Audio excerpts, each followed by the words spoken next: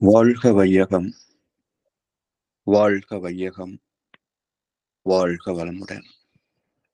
குரு வாழ்க, குருவே துணை. சிந்தனையை, உடல் நலத்தை சீர் அமைத்து உய்வித்த குருவே வாழ்க. வாழ்க வளமுடன், வாழ்க வளமுடன், வாழ்க வையகம். கனடா ஸ்கை யோகா அறக்கட்டளையை சிறப்பாக நடத்தி வருகின்ற ஆன்மீக அன்பு உள்ளங்கள், குறிப்பாக பேராசிரியர் முனிவர் சிவசங்கர் ஐயா அவர்கள் மற்றும் இந்த நிகழ்ச்சியில் கலந்துள்ள அன்பர்கள் அனைவருக்கும் அருட்தந்தை வேதாத்ரி மகர்ஷி அவர்கள் சார்பாக வாழ்க வளமுடன் என்ற வாழ்த்துக்களையும் எனது அன்பு கலந்த பணிவான வணக்கத்தையும் சமர்ப்பித்து, குருவின் குரல் தொடர் சிந்தனையின் 34ஆம் பாகத்தில் பாவப்பதிவுகளும் போக்கும் வழிகளும் பற்றிய 3ஆம் பாகத்தை மேலும் சில கருத்துக்களை இப்போது நாம் பகிர்ந்து கொள்ள இருக்கின்றோம். சென்ற வகுப்பிலே இந்த பாவப்பதிவு, பாவம் என்ற ஒரு துன்பத்தை விளைவிக்கக்கூடிய ஒரு செயலுக்கான காரணி எங்கே பிறந்தது என்ற ஒரு கேள்வி எழுப்பி, இரண்டாவது அறிவாகிய புழுவியை தொடங்கி ஐந்தறிவுடைய விலங்குகள் வரைக்கும் உணவின் காரணமாகவே ஒரு ஜீவன் இன்னொரு ஜீவனை கொன்று புசிக்கின்ற பாவம் பிறந்ததே தவிர அது வளரவில்லை என்ற உண்மையையும் பார்த்தோம். மனிதன் வந்த பிறகும் எங்கே பாவம் வளரத் தொடங்கியது என்பது அடுத்த ஒரு கேள்வி. மனிதன் பிறந்த போது பாவம் வளரவில்லை. எப்போது விவசாயம் விதையை போட்டு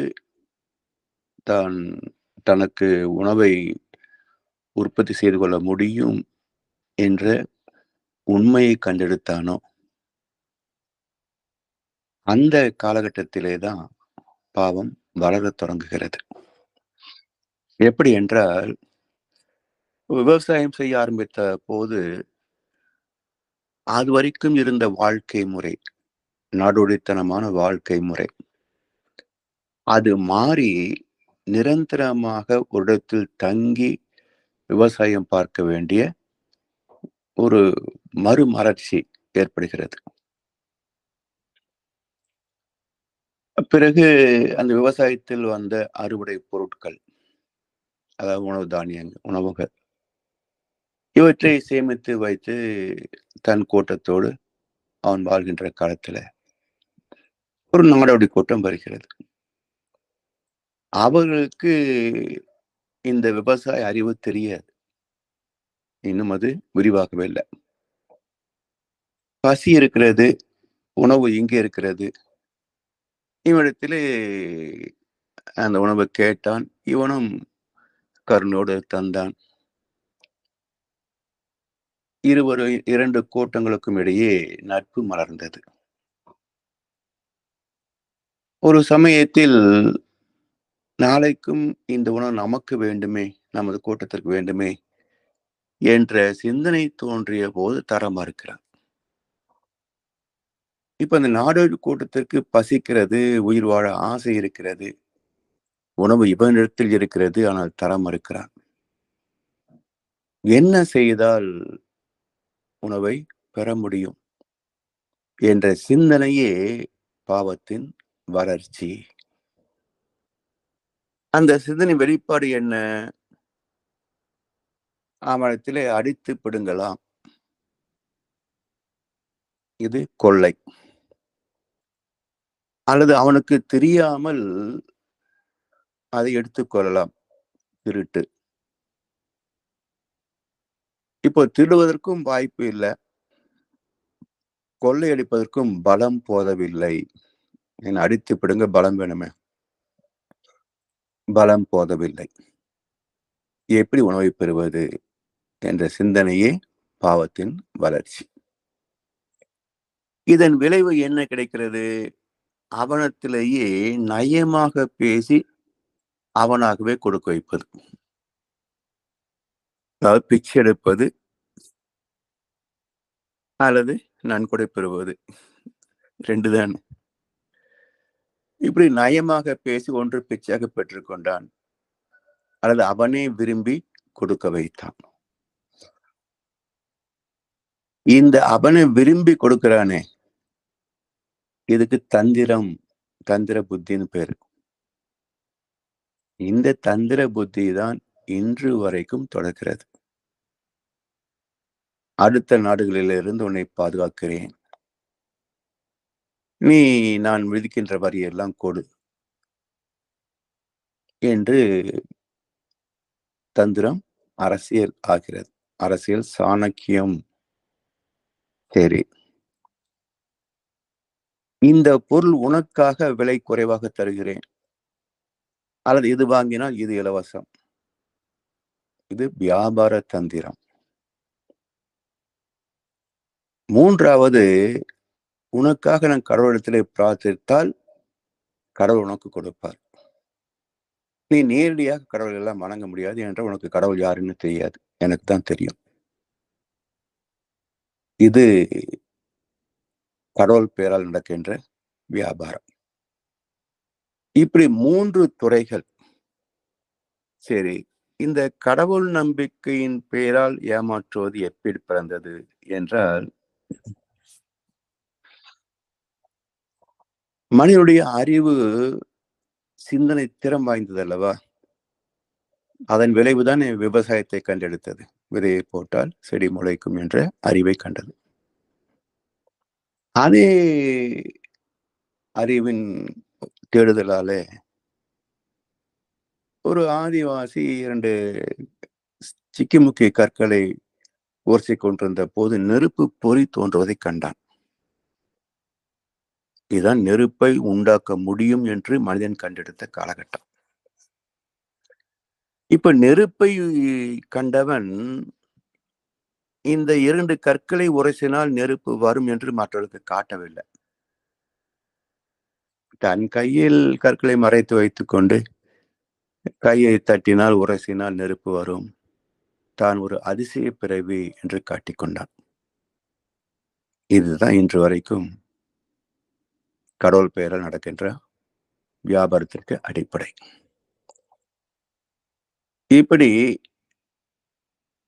மக்களை ஏய்த்து பிழைக்கக்கூடிய அறிவு, இதெல்லாம் பாவம் என்பதே அவருக்கு தெரியாது. இப்போ எல்லோருக்கும் பொதுவான சில வசதிகளை செய்து தந்து மக்களை பாதுகாப்பதுதான் அரசியல் சாசனம். ஆனால் இன்றைக்கு அரசியல் ஒரு குறிப்பிட்ட நபர்களின் வசதியான வாழ்க்கைக்கு ஒரு வழி. அதற்கு மக்களை எப்படி ஏமாற்றி வாக்கு பெறுவது என்ற அளவிலே தான் இருக்கிறதே தவிர, நன்மை செய்வது என்பது இன்றைக்கு இந்தியாவிலே தொலைந்து போன ஒரு உண்மை. அதே போல வாழ்க்கை தேவைகளுக்காக நாடுகின்ற போது எங்கு உற்பத்தியாகின்ற பொருளை கொண்டு வந்து கொடுக்குறாங்க வியாபாரம். வாங்கிய விலை ஒன்று, விற்கின்ற விலை ஒன்று. இதுல வேறு வழி இல்லை. விலை அதிகம் என்று தெரிந்தாலும் சில பொருட்களை வாங்கித்தான் ஆக வேண்டியிருக்கிறது. ஒன்றுமில்ல, ஒரு விவசாயி தொழில் செய்து உணவுப் பொருள் உற்பத்தி செய்கிறார். அவருக்கு குறைந்த விலையைத்தான் தருகிறார்கள் இன்று வரைக்கும் இந்திய நாட்டுல. ஆனால் வியாபாரி பல மடங்கு லாபம் வைத்து விற்று இவன் குறுகிய காலத்தில் கோடீஸ்வரனாகிறான், பெரும் செல்வந்தனாகிறான். விவசாயி அப்படியே தான் இருக்கிறார்கள். இந்த பாவத்தை இன்று வரைக்கும் யாரும் நீக்குவதற்கான முயற்சி மேற்கொள்ளவில்லை என்பதுதான் யதார்த்தமான உண்மை. ஏதோ விவசாயிகளுக்கு நன்மை செய்வது போல அறிவிப்புகள் செய்வார்கள். அதுல நன்மை பெறக்கூடியவர்கள் யார் என்றால், விவசாயத்திற்கு வரி சலுகை உண்டு. அதனால் பொட்டல் காட்டில் விவசாயம் செய்வது போல கணக்கு காட்டிவிட்டு, அதற்கே வங்கி கடன் வாங்கி, அதை தள்ளுபடி பெறக்கூடியதெல்லாம் செல்வந்தர்கள் தான். எனவே அரசாங்கம் தருகின்ற ஒரு சலுகை கூட ஏழை விவசாயிக்கு போவதில்லை, செல்வந்தர்களுக்கே போய் சேர்கிறது.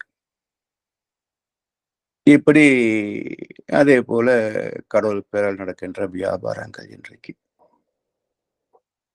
சரி. இதுக்கு 3க்கும் இது பாவம் என்று தெரிந்து தன்னை திருத்திக் கொள்வதற்கு ஏன் தோன்றுவதில்லை என்றால், வசதியும் இருக்கின்ற வரைக்கும், துன்பம் வராத வரைக்கும் யாரும் திருத்தத்தை பற்றி சிந்திக்க மாட்டாங்க. இது பரிணாம நியதி அது. தர்ம சம்ஸ்தாபனார்த்தாய சம்பவாமி யுகே யுகே. எப்பொழுதெல்லாம் துன்பங்கள் மலிகிறதோ, இன்பங்கள் குறைபடுகிறதோ, அப்பொழுதெல்லாம் நான் எழுச்சி பெறுகிறேன் என்பதுதானே அதனுடைய பொருள். அப்ப இறைவனுடைய இயல்பே துன்பத்தை நீக்குவதுதான். ஒவ்வொரு ஜீவனிலையும் இருந்த துன்பத்தை நீக்கி நீக்கி துன்பம் இல்லாத ஒரு ஜீவனாக பரிணமித்து முடிந்த இடம்தான் மனிதன். ஒரு மனிதன் உணவை உற்பத்தி செய்தால் 10 பேருக்காவது உணவளிக்க முடியும்.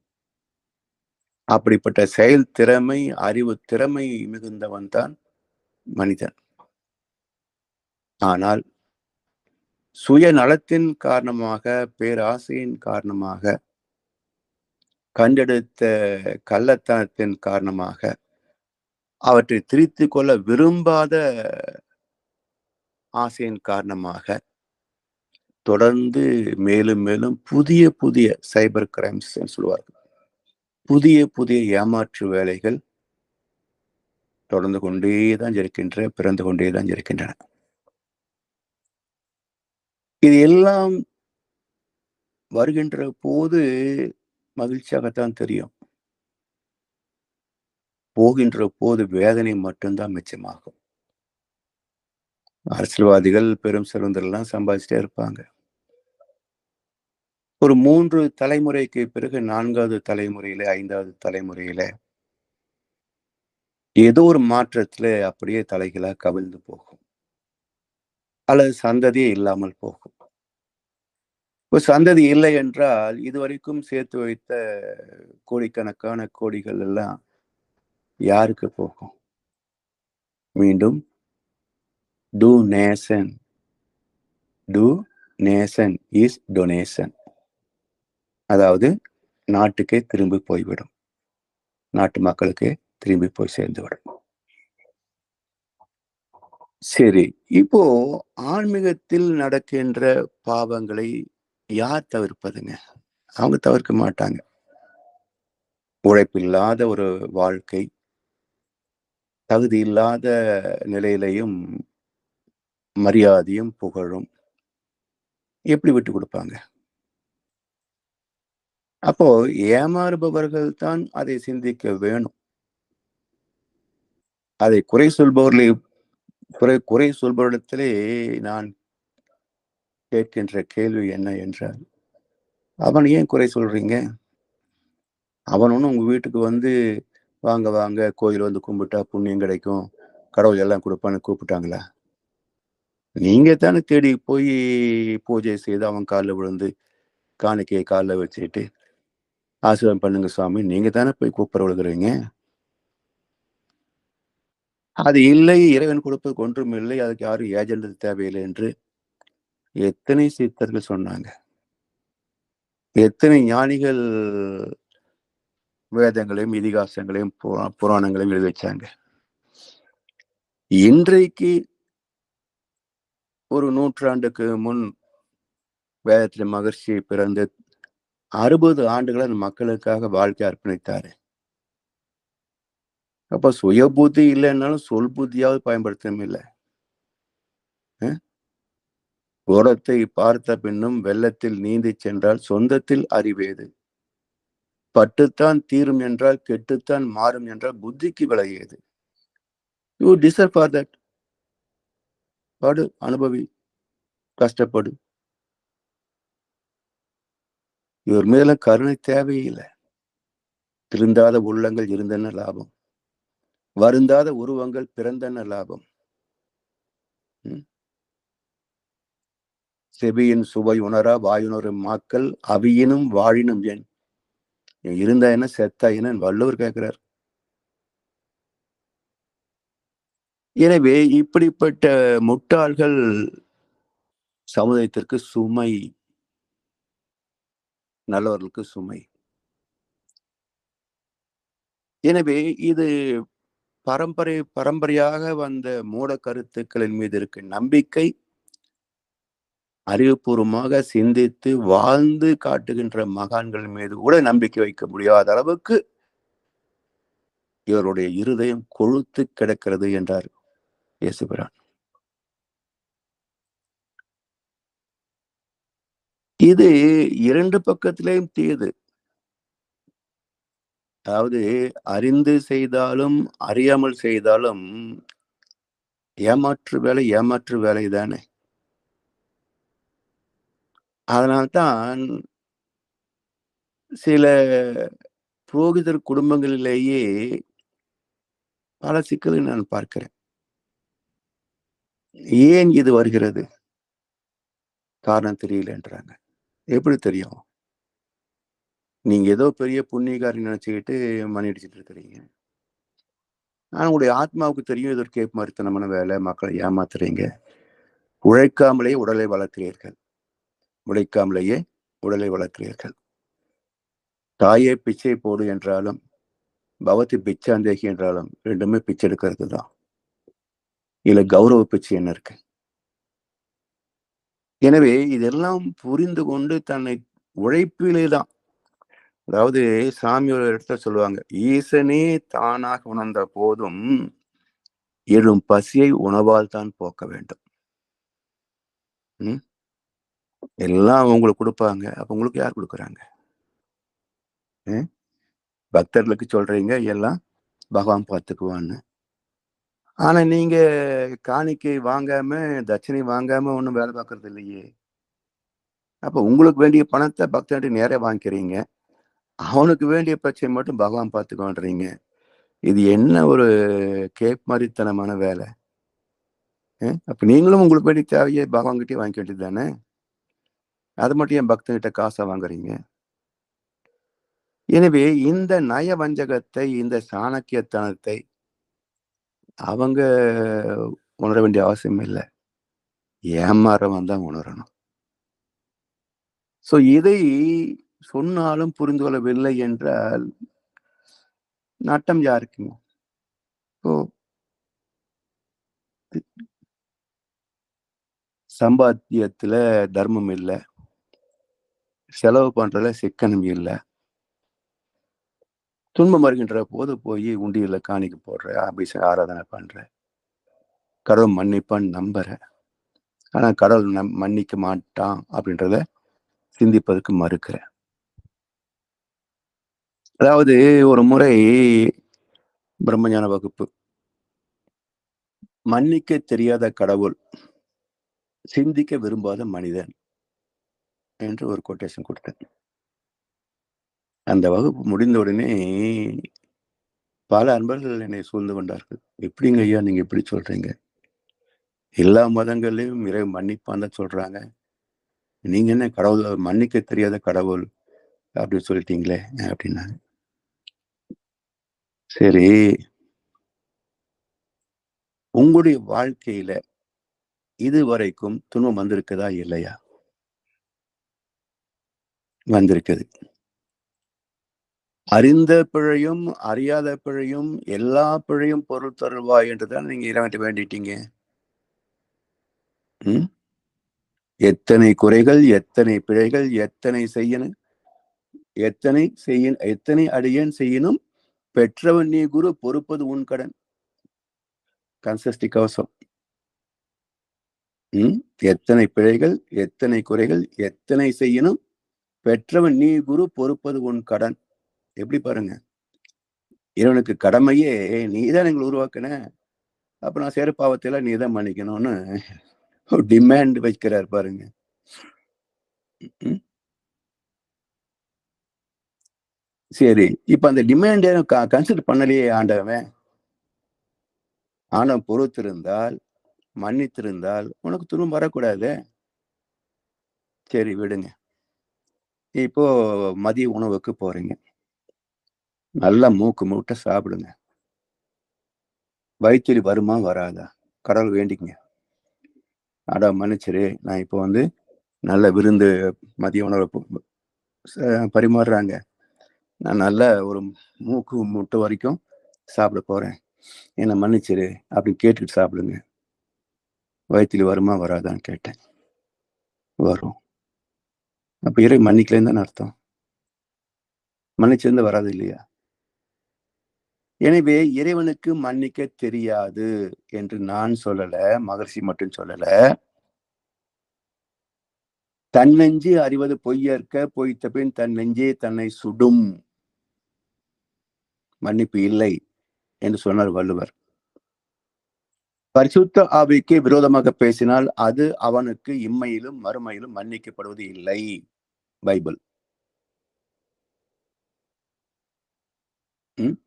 அல்லாஹ் ஒரு அயோக்கியனுக்கு கொடுக்கின்ற அவகாசம் அவன் தன்னை திருத்திக் கொள்வதற்கான வாய்ப்பு. அப்படி திருத்திக் கொள்ளவில்லை என்றால் நியாய தீர்ப்பு நாளிலே அவன் தண்டிக்கப்படுவான். அவனுடைய சொந்த உறவு, நட்பு அவனுக்கு உதவி செய்யாது. அவனுடைய ஆட்சி, அதிகாரம், செல்வம் எதுவுமே அவனுக்கு துணை வராது என்கிறது திருக்குறான். வேற எந்த மதம் சொல்லணுங்க உங்களுக்கு? இருக்கிறதே பெரிய 3 மதங்கள் இவ்வளவுதான். 3 பேரும் சொல்லிட்டாங்க. தண்டனை நிச்சயம், மன்னிப்பு கிடையாதுன்னு. அப்ப யார் உங்களுக்கு சொன்னாங்க? சரி. இது நடந்தது பாருங்க. இந்த விளக்கம் சொன்னோனே எல்லாரும் போயிட்டாங்க. ஒரே ஒரு அன்பர். "எப்படிங்க ஐயா நாங்க வந்து ரொம்ப காலங்காலமா நம்பிக்கிட்டு இருக்கிறோம். நீங்க இப்படி சொல்லிட்டீங்களே!" என்று ரொம்ப திரும்ப திரும்ப கேட்டுட்டு இருந்தாரு. எனக்கு இவருக்கு என்ன மேலும் என்ன விளக்கம் சொல்றதுன்னு யோசிச்சபோது, சரி முதல் முதல் உங்களுக்கு இறைவன் மன்னிப்பான்னு சொன்னாங்க இல்லையா? ஆமாங்கய்யா. எப்படி மன்னிப்பான்னு கேட்டீங்களா? இல்லைங்க. ஏன் கேட்கல? மன்னிக்க மாட்டான்னு சொல்லும்போது, இவ்வளவு தூரம் நீங்க சிந்திக்கிறீங்க. அது நல்லது தான். இருந்தாலும், ஏன் அப்ப நீங்க சிந்தனை செய்யல? இறைவன் மன்னிப்பான்னு சொன்னவரிடத்துல, எப்படி மன்னிப்பான் என்று ஏன் கேட்க தோணல? அவருக்கு விடை சொல்லத் தெரியாது. நானே சொன்னேன், ஏன் கேட்கல தெரியுங்களா? தப்பு செய்யற மனசுக்கும், மன்னிக்கிற கடவுளுக்கும் ஜோடி பொருத்தம் மிக அற்புதம். தப்பு செய்யற மனசுக்கும், மன்னிக்கிற கடவுளுக்கும் ஜோடி பொருத்தம் மிக அற்புதம். அதனால் யோசிக்க தோணாது. இப்போ ஏன் யோசிக்கிறீங்க? தப்பு செய்தே பழகிய மனம் தண்டனை கிடைத்துவிடுமே என்று பயப்படுவதால் இப்போ யோசிக்க தொடங்குறோம். இதுதான் நல்ல முன்னேற்றம். மற்றவருடைய உங்களிடத்திலே நல்ல அக்கறை இருக்கு. இதை தொடர்ந்து சிந்தனையை செய்தோம் என்றால் நிச்சயமாக நம்மை நாம் திருத்திக் கொள்ள முடியும். அதுக்கு தான் பாவப்பதிகளும் போக்கும் வழியும் என்று மகரிஷி நமக்கு ஒரு வழியை காட்டியிருக்கிறார் என்று சொன்னேன். இப்படி தெய்வத்துக்கு மன்னிக்கின்ற இயல்பு இருக்கிறது என்று இன்னொரு வேதனையான விஷயம் என்ன தெரியுங்களா? பாவம் செய்தால் தெய்வம் தண்டிக்கும் என்று சொல்ல வேண்டிய இடத்தில் இருக்கின்ற புரோகிதர்கள், நீங்க என்ன பாவம் செய்திருந்தாலும் பரிகாரம் செய்தால் இறைவன் மன்னித்து விடுவான் என்று பாவம் செய்வதற்கு உரம் போடுகிறார்கள் இந்த துரோகிகள். இன்றைக்கு சமுதாயத்திலே பாவங்கள் பெருகுவதற்கு இவர்களும் ஒரு முக்கிய காரணம். இந்த பரிகார புரோகிதர்கள். அப்படி பரிகாரம் செய்தால் இறைவன் மன்னித்து விட்டானா? செய்தவங்களுக்கெல்லாம் துன்பம் வரலையா? யோசிக்க மறுக்கிறாங்களே! சிந்திக்கின்ற அறிவை இறைவன் தந்திருக்கின்றான். சிந்தனையை தூண்டுவதற்கு மகான்கள் வருகிறார்கள். அவருடைய கருத்துக்களை நம்மை போல் சிலரும் பேசுகிறோம். சிந்திக்க மாட்டேன்னு அடம் பிடிச்சா எப்படிங்க? சிந்திக்க மாட்டேன் என்று அடம் பிடித்தால் நட்டம் யாருக்கு? அதனால இவர்களுக்கு எல்லாம் கிடைக்கும்னு பேசினா தான் கூட்டம் கூடுதுங்க. பொதுவாக என்னுடைய வகுப்புக்கு கூட்டமே குறைவாகத்தான் இருக்கும். நம்முடைய நண்பர்களே பல பேர் விரும்ப மாட்டாங்க. ஏன்னா அவர்களுக்கு இதை செஞ்சா உனக்கு கஷ்டம் போயிடும், இதை செஞ்சா நல்லது கிடைக்கும், இதை செஞ்சா வருவோம்னு நினைச்சா சொன்னா தான் அதிகமா வர்றாங்களே தவிர, அதெல்லாம் பொய் அப்ப அப்படிலாம் கிடையாது என்று நெத்தியடியாக சத்தியத்தை பேசினால் கொஞ்சம் கூட்டம் குறைஞ்சு போகுது. அதுக்காக நான் உண்மையை மாற்றி பேச முடியுமா?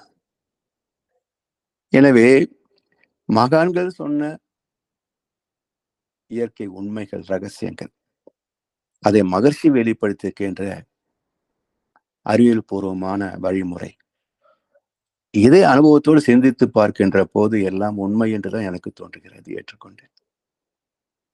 இது நம்பிக்கை இல்ல, அதை நான் கேட்க விரும்பலன்னு சொன்னா நோ ப்ராப்ளம். எனக்கு ஒன்றும் நஷ்டம் கிடையாது. கேட்டா கேளுங்க, கேட்கலன்னா போங்க. அதுக்குரிய விளைவு வரத்தான் செய்யும். வரும்போது நீங்க தான் அனுப்ப போறீங்க. உங்க கஷ்டத்துக்கு நானா அனுப்ப போறேன். எனவே இதெல்லாம் சமுதாய ஒரு மாற்றத்திற்காக மகான்கள் வருகிறார்கள். அது எந்த ஒரு பிரதிபலன் இல்லாம தான் நாமும் சேவை செய்கிறோம். அன்பர்களுக்கு துன்பம் நீங்கினா எனக்கு என்ன லாபம் சொல்லுங்க பார்ப்போம்.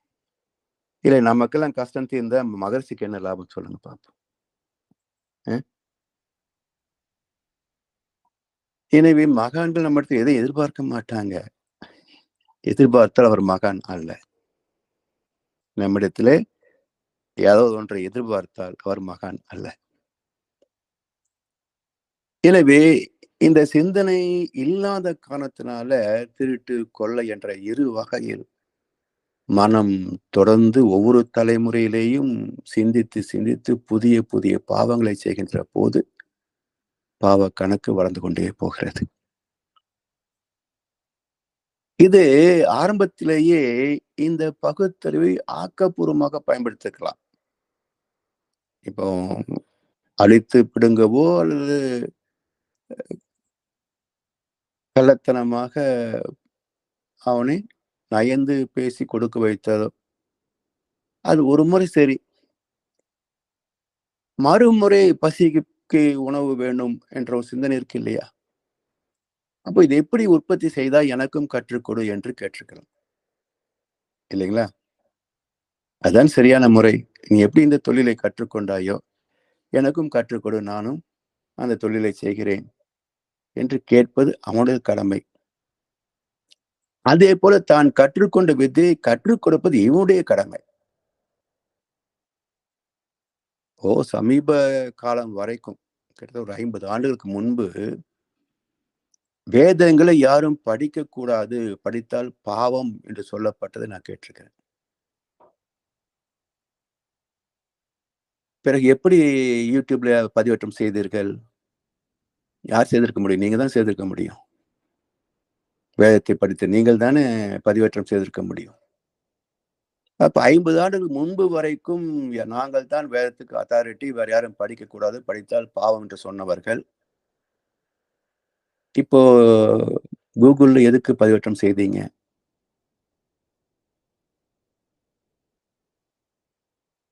இது போல எத்தனையோ பொய் பித்தலாட்டங்கள். கண்ணதாசன் அழகா சொல்வார். குழந்தையாய் மனிதன் இருந்திருந்தால் குழப்பமும் மயக்கமும் உலகில் இல்லை.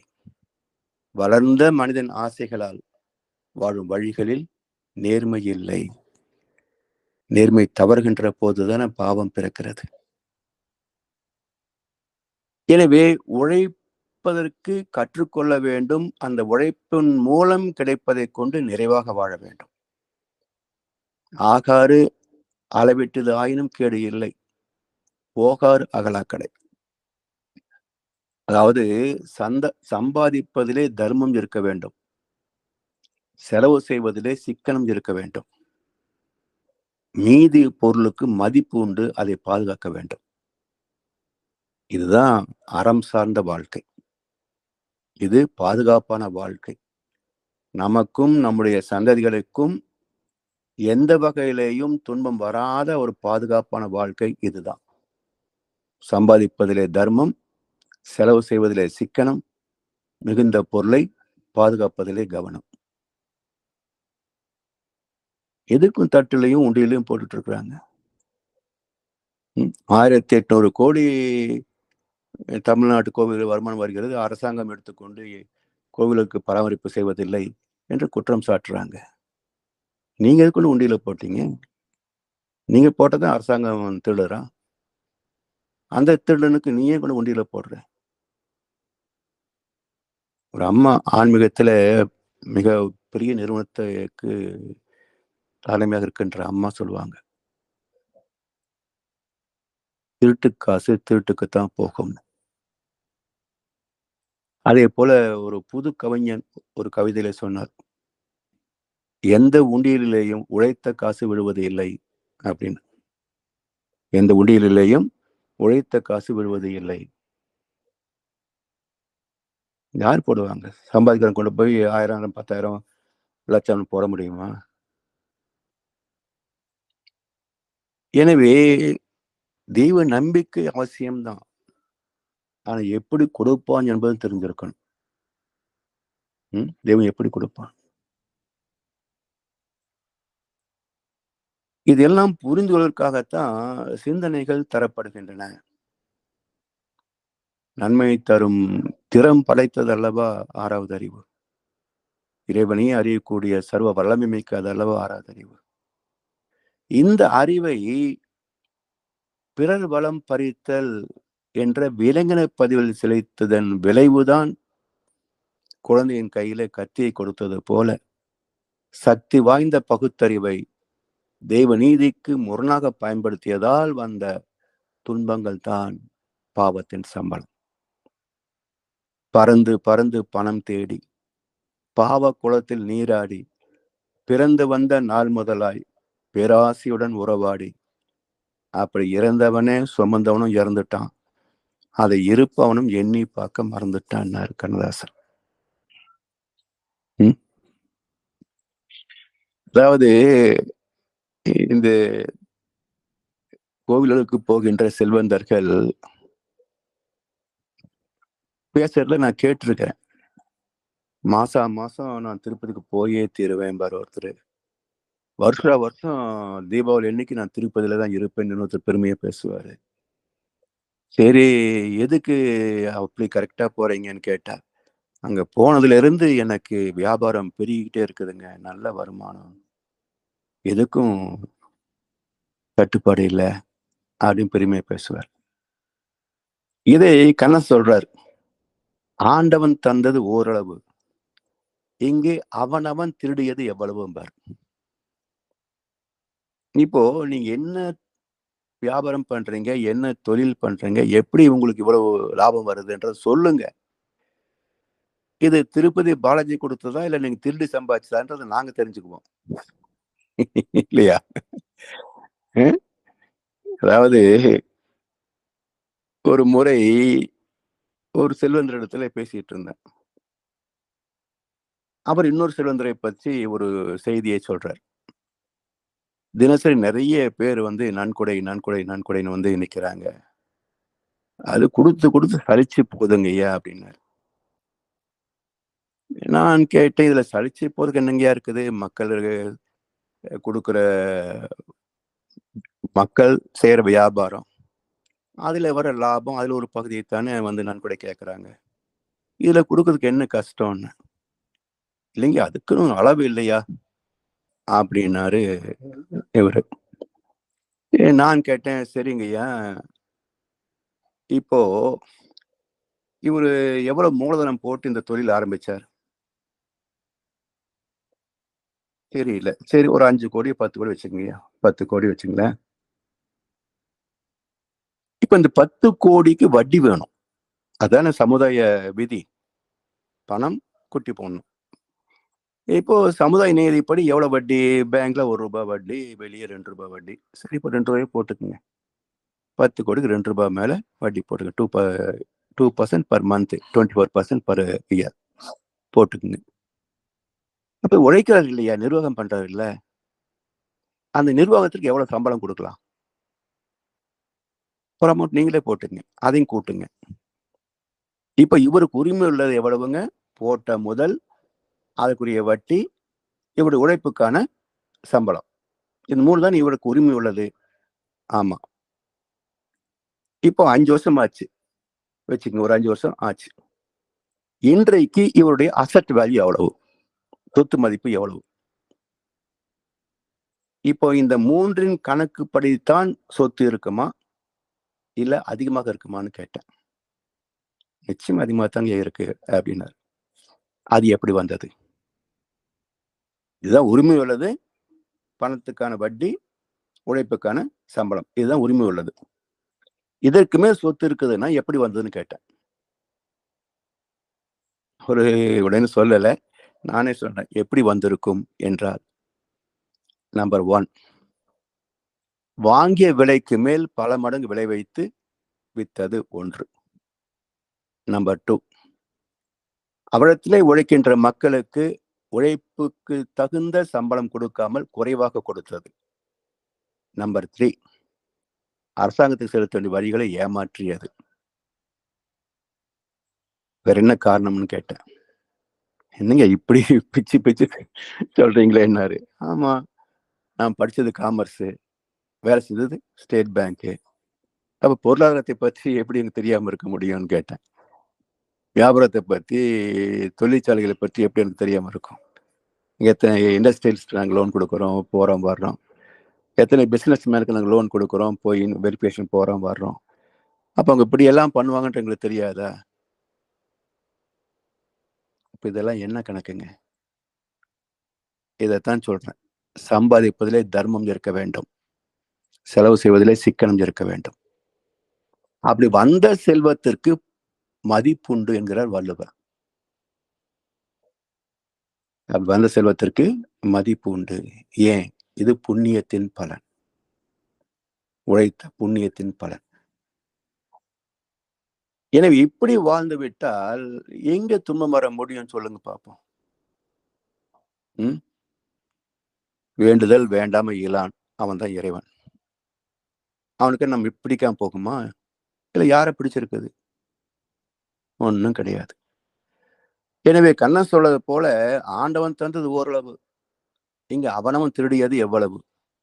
அந்த திருட்டு காசுக்கு தெய்வ கடாட்சம் என்று முலாம் பூச பார்க்கிறாங்க. இந்த திருட்டு காசுக்கு தெய்வத்தின் கடாட்சம் என்று முலாம் பூச பார்க்கிறாங்க. இதையும் மக்கள் நம்பித்தான் செல்வந்தர்களை காலில் விழுந்து மதிப்பு கொடுக்குறாங்க. எனவே அறிவுடையவர்களை மதிப்பது இல்லை சமுதாயத்துல. படித்தவன் கருத்தெல்லாம் சபை ஏறுமா? படித்தவன் கருத்தெல்லாம் சபை ஏறுமா? பொருள் படைத்தவன் கருத்தானால் சபை மீறுமா? செல்வந்தன். படித்தவன் படைத்தவன் யாராயினும் பலம் படைத்திருந்தால் அவனுக்கு இணையாகுமா அரசியல்வாதி? இன்றைக்கு கொடுமை என்னன்னா, செல்வந்தனும் அரசியல்வாதியே, அதிகாரமும் அரசியல்வாதியே, ரெண்டும் ஒருத்தங்கிட்ட சேர்ந்துருச்சு. அப்ப இவன் யார் தட்டி கேட்க முடியும்? நீதிபதிகளே பயப்படுறாங்க. நீதி எங்கே தேடுவது? சரி, இப்போ இயற்கையின் அமைப்பு என்னன்னு பாருங்களேன். இயற்கை நீதி நம்மை திருடச் செய்வதா, ஏமாற்றச் செய்வதா? எது இயற்கை விதி? தெய்வ நீதி என்ன? இப்போ ஒரு குழந்தை, ஒரு 2 வயசு 3 வயசு குழந்தைன்னு வச்சுக்கங்களேன். அது ஏதோ ஒரு பழத்தை சாப்பிட்டுட்டு இருக்கு, கையில வச்சிருக்கு.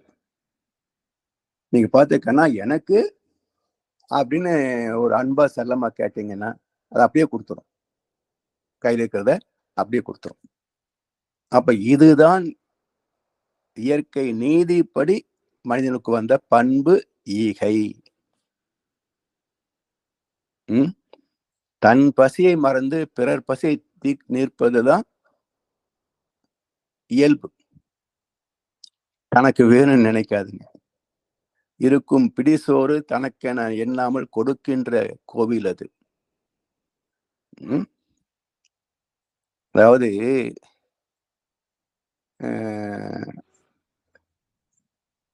தன்னை துன்பப்படுபவர்களுக்கு கொடுக்கின்ற போது மனம் என்ற கோவில் திறக்கின்ற நேரம் அழைக்காமல் அங்கே தெய்வம் வந்து சேரும் என்பாரு கண்ணதாசன். தெய்வத்தை நாம தேட வேண்டாம். தர்மத்தின்படி வாழ்ந்தால் இறைவன் என் வீட்டை தேடி வருவான். நான் கோயிலை தேடி போக வேண்டியதில்லை. இறைவன் என்னை தேடி வருவான். ஏன்? எங்கே தர்மமோ அங்கே நான் இருக்கிறேன். அதான கீதை. கௌரவர் பக்கம் போகல கிருஷ்ண பரமாத்மா. பாண்டவர் பக்கம் தான் நின்னாரு. ஏன்? தர்மம் இருக்கிறது. அப்ப எங்கே தர்மமோ அங்கே இறைவன் வாழ்வான். அப்ப நான் அறத்தின்படி வாழ்ந்தால் எனக்கு எதுக்கு கோவிலு? இறைவன் கோவிலிருந்து என் வீட்டை தேடி வருவான். என்னை தேடி வருவான்.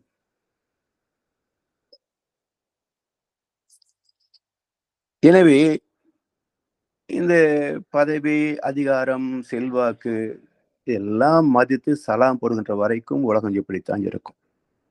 என்றைக்கு நல்லவர்களை மதிக்கின்ற பண்பாடு சமுதாயத்தில் வருகிறதோ அன்றைக்குத்தான் பாவங்கள் விலகும். நீங்க நல்லவனை, நேர்மையானவனை மதிக்க தவறினால் பாவங்களே பெருகும். இப்போ இந்த இயற்கை நியதி அது எப்படி மாறுதுன்னு பாருங்களேன். இப்ப அந்த குழந்தை கொடுத்துரும். இப்ப இந்த அம்மா என்ன சொல்லுவாங்க, குழந்தை நல்லபடி வளர்க்கணும் இல்லையா? இப்படி இருந்தா சமுதாயத்துல ஏமாத்திருவாங்க. அப்போ திறமை மிக்கவனை வளர்க்கணும். அப்ப அந்த அம்மா என்ன சொல்றாங்க, கண்ணு அது இப்படி பின்னாடி வச்சுக்கிட்டு அங்கிளுக்கு இல்லைன்னு சொல்லிட்டு ஒன்னு அந்த குழந்தை அதுக்கு சொல்லி கொடுத்த மாதிரியே அந்த பழத்தை பின்னாடி முதுகு பின்னாடி வச்சுக்கிட்டு ஈன்னு சிரிக்கும். சமத்து 2 பேருமே பாராட்டுவாங்க. இந்த அம்மாவும் கர்ணத்தை கிளி சமத்து அப்படிம்பாங்க. அந்த தாய்க்கும் பெருமையா இருக்கும்.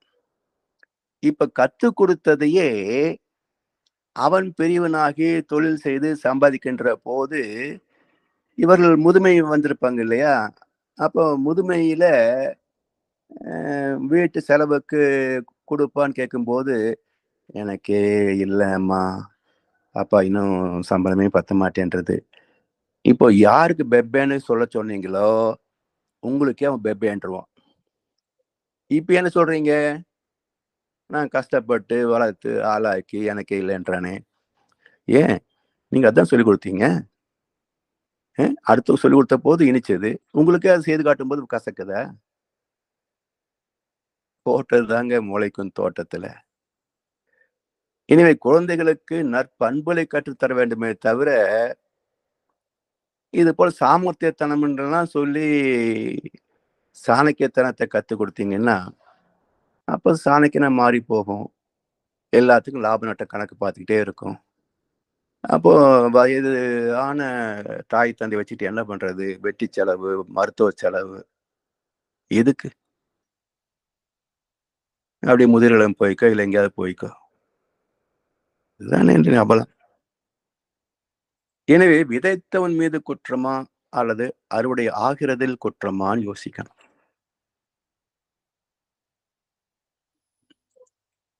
எனவே தெய்வீகம் குறைந்து போனால், தெய்வ நீதியை மதித்து வாழ்கின்ற பண்பு குறைந்து போனால், உலகத்தில் தீயவையே மிகுந்து வரும். அதுதான் இன்றைய உலகம். ஆசைகளை தூண்டிவிட்டு காசாக்கி ஏமாற்றுன்ற வேலை எத்தனை பேர் செய்யறாங்க. எல்லாம் புரிந்து கொள்ளாத வரைக்கும் இந்த நடுத்தர வர்க்கம் எவ்வளவு சம்பாதித்தாலும் நடுத்தர வர்க்கம் தான். இவன் ஹையர் கிளாஸ் போகவே முடியாதுங்க. ஸ்டில் மிடில் கிளாஸ் தான்.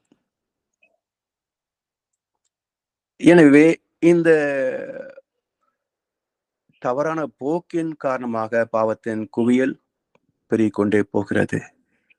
அதை இன்றைக்குள்ள குற்றவியல் சாசனங்கள், அரசியல் சட்டங்கள் என்ன சொல்லுதுங்க? எல்லா குற்றங்களுக்கும் அடிப்படை தேவையும் ஆசையும். அறிவை கொண்டு இயற்கை வளங்களை கொண்டு ஒரு மனிதன் பல பேருக்கு உணவளிக்கக்கூடிய திறம் இருக்கின்ற போது, ஏன் ஒரு மனிதன் இன்னொரு மனிதனை ஏமாற்றி பிழைக்க வேண்டும்? அதே போல உழைக்கின்ற வாய்ப்பு பரவலாக்கப்பட வேண்டும். பொருள் ஈட்டக்கூடிய வாய்ப்பை பரவலாக்க வேண்டும். இதுதான் ஒரு அரசாங்கத்தினுடைய மிக முக்கியமான அம்சம். இலவசம் தருவது அல்ல ஒரு அரசாங்கத்தினுடைய கடமை. பிச்செடுப்பதல்ல ஒரு மனிதனுடைய நிலைமை. அரசாங்கம் கொடுத்தாலும் பிச்சை தானே. உழைக்காமல் ஒரு பொருளை வாங்க மாட்டேன் என்கின்ற பண்பாடு வராத வரைக்கும் திருடர்களுக்கு குறைவே இருக்காதுங்க. அவன் அரசியல்வாதியா இருக்கலாம், அல்லது consultancies, share market, online trade, real estate, gold market, consultations, எல்லாம் திருட்டு பசனுக்கு ஒரு திருட்டு பையன் அட்வைஸ் பண்ணிட்டு இருப்பான். எனவே இந்த பாவம் என்பது துன்பத்தை கொடுக்கக்கூடிய எண்ணம், சொல், செயல் என்பதை பார்த்தோம். மகர்ஷி அவர்கள் ஒரு கவியில சொல்றாங்க, வினை எதுவும் நலம் தீது என்பது இல்லை. ஒரு செயலிலே பாவ புண்ணியம் இருக்குதான்னா இல்ல. வினை எதுவும் நலம் தீது என்பதில் இல்லை. சரி, பின் எப்படி பாவச் செயல் என்று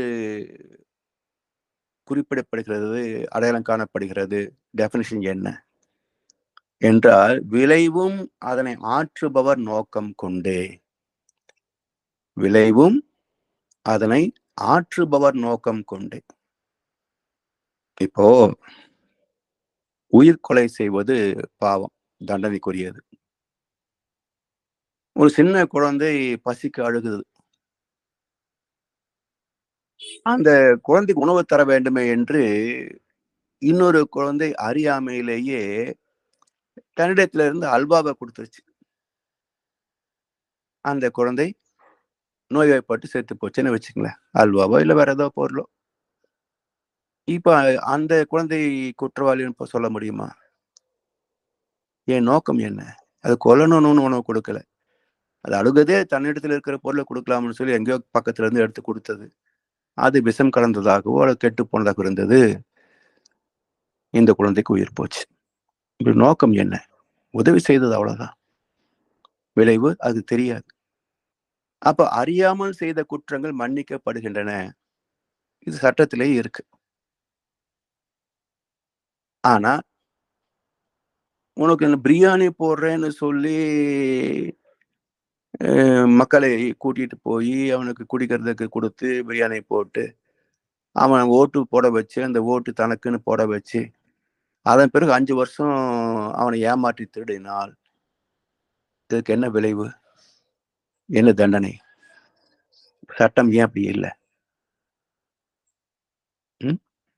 ஏன்னா சட்டத்தில் எழுதுனவங்க எல்லாம் அரசியல்வாதிகள்.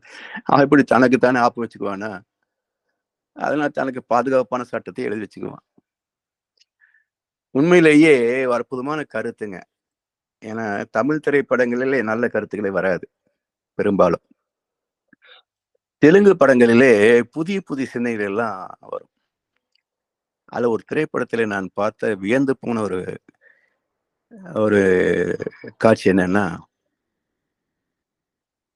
அரசியலுக்கு என்ன சொல்றாங்க, அந்த நாமினேஷன் தாக்கல் செய்றாங்க இல்லையா வேட்பாளராக. அப்படி வேட்பாளராக தாக்கல் செய்யக்கூடியவர் ஒரு 6 மாதம் ராணுவத்திலே சிப்பாயாக வேலை செய்து எல்லையிலே காவலுக்கு நின்று இருக்கணும். சைனா பார்டரு, கார்கில் பார்டருன்னு அங்கங்க பனி பிரதேசத்துல 6 மாசம் நின்னு இருக்கணும். அப்போ உனக்கு நாட்டுப்பற்று கொஞ்சம் வந்திருக்கும். வாழ்க்கையில எவ்வளவு சிரமப்பட்டு இன்னொருத்தன் வாழ்றான் அப்படின்னு அர்த்தம் புரிஞ்சிருக்கும். அப்ப கொஞ்சமா அவன்கிட்ட தர்மம் இருக்கும். இங்க சொகுசான திருட்டு பசங்களே வாக்காளராக போறதுனால இவனுக்கு நாட்டுப்பற்றும் இல்ல. சக மனிதனுக்கு எவ்வளவு கஷ்டம் வரும் என்பதை சிந்தித்து பார்க்கறது இல்ல. அவருடைய வாழ்க்கையை லகுவாக்கணுமே. மருத்துவம், கல்வி, பாதை, குடிநீர், உணவு இதெல்லாம் கொடுக்கறது தான் நம்முடைய கடமை என்பதும் அவனுக்கு நிலைநிற்கிறது இல்ல. ஏதோ தன் சொத்து சேர்க்கறதுக்கு வாய்ப்பு கிடைச்சதுன்னு தான் வாழ்ந்துட்டு இருக்காங்களே தவிர எதுவும் பார்க்கறது இல்ல. அப்ப என்னாச்சு? இதுக்கு ஒண்ணும் விளைவு இல்ல, சட்டத்துல இடமே இல்லையே இன்னும். அப்ப சட்டங்கள் திருத்தப்பட வேண்டும். யார் முதல் அரசியலுக்கு வர்றேன்னு சொல்றீங்களோ, இதுவரைக்கும் நீங்கள் மக்களுக்கு செய்த தொண்டு என்ன? சொத்து கணக்கு கேட்கக்கூடாதுங்க. எல்லா நாமினேஷன்லயும் சொத்து கணக்கு கேட்கிறான். அவர் என்னமோ 10,00,00,000 சொத்து, 40,00,00,000 கடனுங்கிறாரு. அத அவன் ப்ரூஃப் கேட்கறதும் இல்ல. இப்படி ஒரு திருட்டுத்தனமான அரசியல் அமைப்பு. அப்ப திருடர்கள் வராம என்ன பண்ணுவாங்க? அப்ப என்ன தொண்டு செய்தாய்? அப்பதான் நீ அரசியலுக்கு வர்றதுக்கு தகுதி உள்ளவனாகிறாய். இல்ல போய் கார்கில்லயோ இதுல போய் ராணுவத்துல சிப்பாயா இருந்து பனி பிரதேசத்துல சாப்பாடு இல்லாம, தண்ணி இல்லாம ஒரு டேப்லெட் சாப்பிட்டுட்டு இருந்து பார். கொஞ்சமாவது தியாக மனப்பான்மை இருந்தா தான் அவன் அரசியலுக்கே தகுதி உள்ளவன் என்ற ஒரு விதி வராத வரைக்கும் அரசியல் தூய்மை இருக்காது. அப்ப விளைவும் அதனை ஆற்றுபவர் நோக்கம் கொண்டே வினை அதனை நலம் தீது என பிரிப்போம். விளைவை கொண்டுதான் ஒரு செயல் புண்ணியமா அல்லது பாவமா என்று நிச்சயிக்கப்படும். செயலிலே பாவ புண்ணியம் கிடையாது. இப்போ அறுவை சிகிச்சை பிரிவிலே ஒரு மருத்துவர் ஒரு நோயாளியின் வயிற்றை கிழித்து, கத்தி வச்சு கிழிக்கிறாரு. கிழித்து அறுவை சிகிச்சை செய்து உயிரை காப்பாற்றுகிறார். கடவுளை போல என்ன காப்பாத்தீங்க டாக்டர்ன்றாங்க எல்லாரும். அதே கத்தியை தான் வழிப்பறி திருடன் பயன்படுத்துறான். எந்த பாவியோ அநியாயமா அவன் கொன்னுட்டு யாராவது பிடிக்கிட்டு போயிட்டான். 2 பேரும் கத்தியை தான் பயன்படுத்தினாங்க. ஒன்று புண்ணியம், இன்னொன்று பாவம். எனவே வினை எதுவும் நலம் தீது என்பதில்லை. விளைவும் அதனை ஆற்றுபவர் நோக்கம் கொண்டே வினை அதனை நலம் தீது என பிரிப்போம்.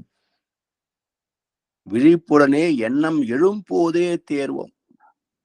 திருடலாமா அப்படின்னு யோசனை எண்ணம் வருகின்ற போதே எதுக்கு திருடணும்னு கேட்கணும். திருடலாமே, இரு சான்ஸ் கிடைக்கதான் பாக்குறேன். நல்லா திருடி பழகிட்டோம்னா பாலிடிக்ஸ் போயிடலாம். அங்க போயிட்டா கோடிக்கணக்கில் திருடலாம். அப்படின்னா எப்படி திருத்தம் வரும் சமுதாயத்துல? எனவே விழிப்புடனே எண்ணம் எழும்போதே தேர்வோம். வினை காலம் இடம் தொடர்பு பொருளுக்கேற்ப வினை காலம் இடம் தொடர்பு பொருளுக்கேற்ப வெவ்வேறு அளவு இன்ப துன்பம் நல்கும் வினைகள் தம்மை உடல் தகுதி உலகம் ஒப்ப உயர் இயற்கை நீதி ஒக்க ஆற்ற மேலாம். வினைகள் தம்மை உடல் தகுதி உடல் ஒப்ப உயர் இயற்கை நீதி ஒக்க ஆற்ற மேலாம். இப்போ நல்லதுதான் செய்ய போறோம். ஆனா ஒரு சுமை தூக்குற வேலைன்னு வச்சுக்கங்களேன். இது வரைக்கும் நான் சுமை தூக்குனதே இல்லை. ஒரு 50 கிலோ மூட்டையை தூக்கினாலும் என் முதுகு என்ன ஆகும்? அப்ப உடல் தகுதி இருக்கான்னு பார்க்கணும். ஒரு வினை செய்வதற்கு முன்பாக உடல் தகுதி என்ன? சரி. உலகம் ஒப்ப சமுதாய சட்டம், சமுதாய விதி என்ன சொல்கிறது? அதுக்கு ஒத்து போகுதா? விதி சொல்லுது.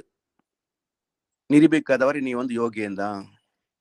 அரசியல நீ எவ்வளவு திருடினாலும் உனக்கு தண்டனை கிடையாது என்று விதி சொல்கிறது. ஆனா தெய்வம் சொல்லுமா? தெய்வம் சொல்லுமா? அப்ப உயர் இயற்கை நியதி. இயற்கை நியதி என்ன?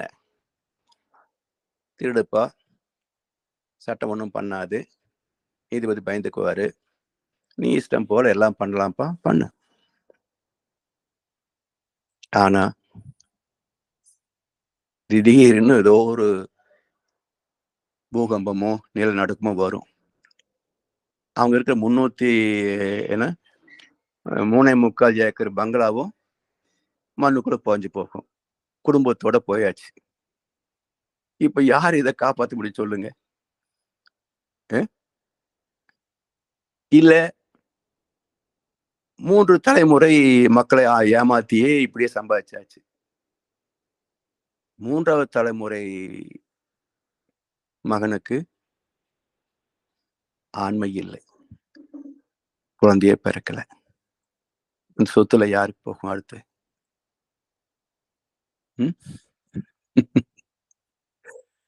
அதாவது இயற்கை சரியான விதி வகுத்து வைத்திருக்குங்க. வகுத்தான் வகுத்த வகையல்லால் கோடி தொகுத்தார்க்கும் துய்த்தல் அரிது. என்ன தெளிவா சொல்லியிருக்காரு பாருங்க.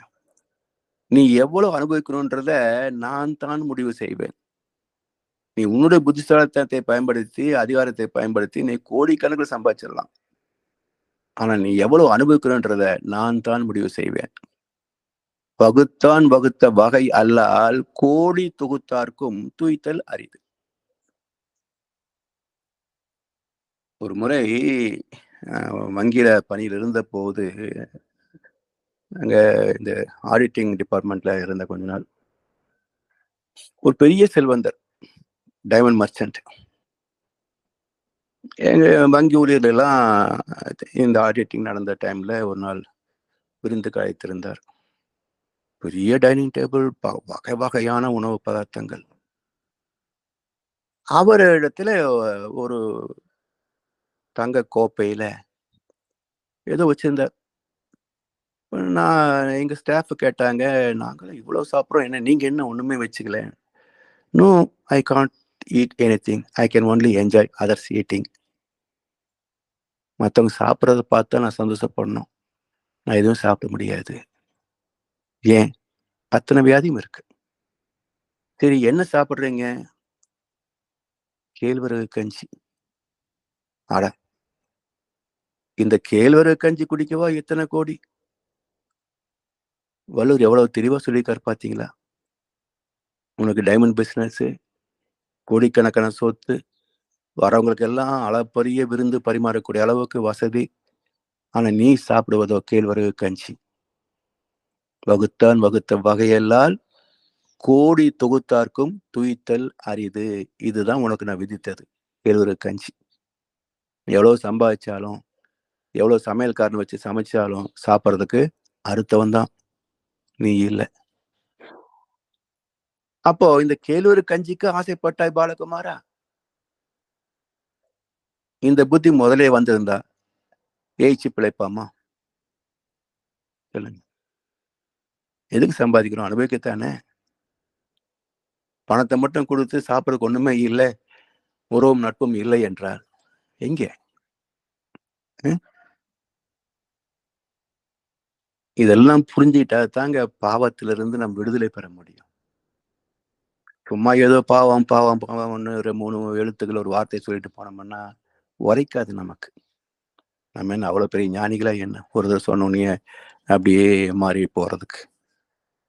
பல தலைமுறைகளாக பெற்ற அழுக்கெல்லாம் கரை ஏறி கிடக்கு. இது எந்த சோப்பு போட்டு தேய்ச்சாலும் வெள்ளையாகாது. ஸோ அதை தேய்க்கிற வேலை அவ்வளவு ஈஸியா என்ன? எனவே செயலிலே பாவ புண்ணியம் இல்லை. செயலுக்குரிய விளைவு துன்பம் அளித்தால் அது பாவம், இன்பம் அளித்தால் அது புண்ணியம்.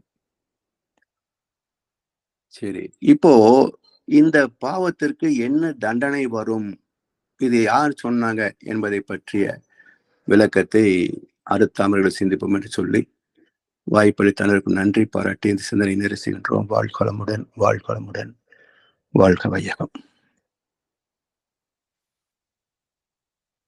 வாழ்க வளமுடன். வாழ்க வளமுடன். மிக்க நன்றிகள் ஐயா. பாவத்தை பற்றிய மேலும் பல விளக்கங்களை என்று கேட்டுக்கொண்டோம். மிகச் சிறப்பையா. நிச்சயமாக கேள்விகள் இருக்கும்.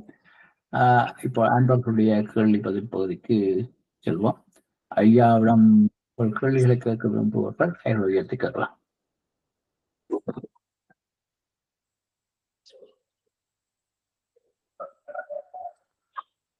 ஐயா, நானே ஆரம்பித்து வைக்கிறேன் ஐயா. சொல்லுங்க ஐயா. இந்த கிறிஸ்தவ மதத்துல சொல்கிறார்கள் தானே ஐயா, பாவ மன்னிப்பு ஒன்று இருக்குத்தானே. ஜீசஸ் எங்களுடைய பாவங்கள் எல்லாவற்றையும் தானே ஏற்றுக்கொண்டு விடுவார் என்று. ஆனா இங்க பாவங்கள், அதாவதுங்கய்யா, கிறிஸ்தவத்துல பாவங்கள் மன்னிக்கப்படும் அப்படின்றது எதுக்காக அப்படின்னா, இப்போ தெரியாமலேயே நம்ம இப்போ ஒண்ணும் இல்லை, இப்ப இங்க வந்த பிறகுதான் நமக்கே இந்த விளக்கம் எல்லாம் கிடைக்குது.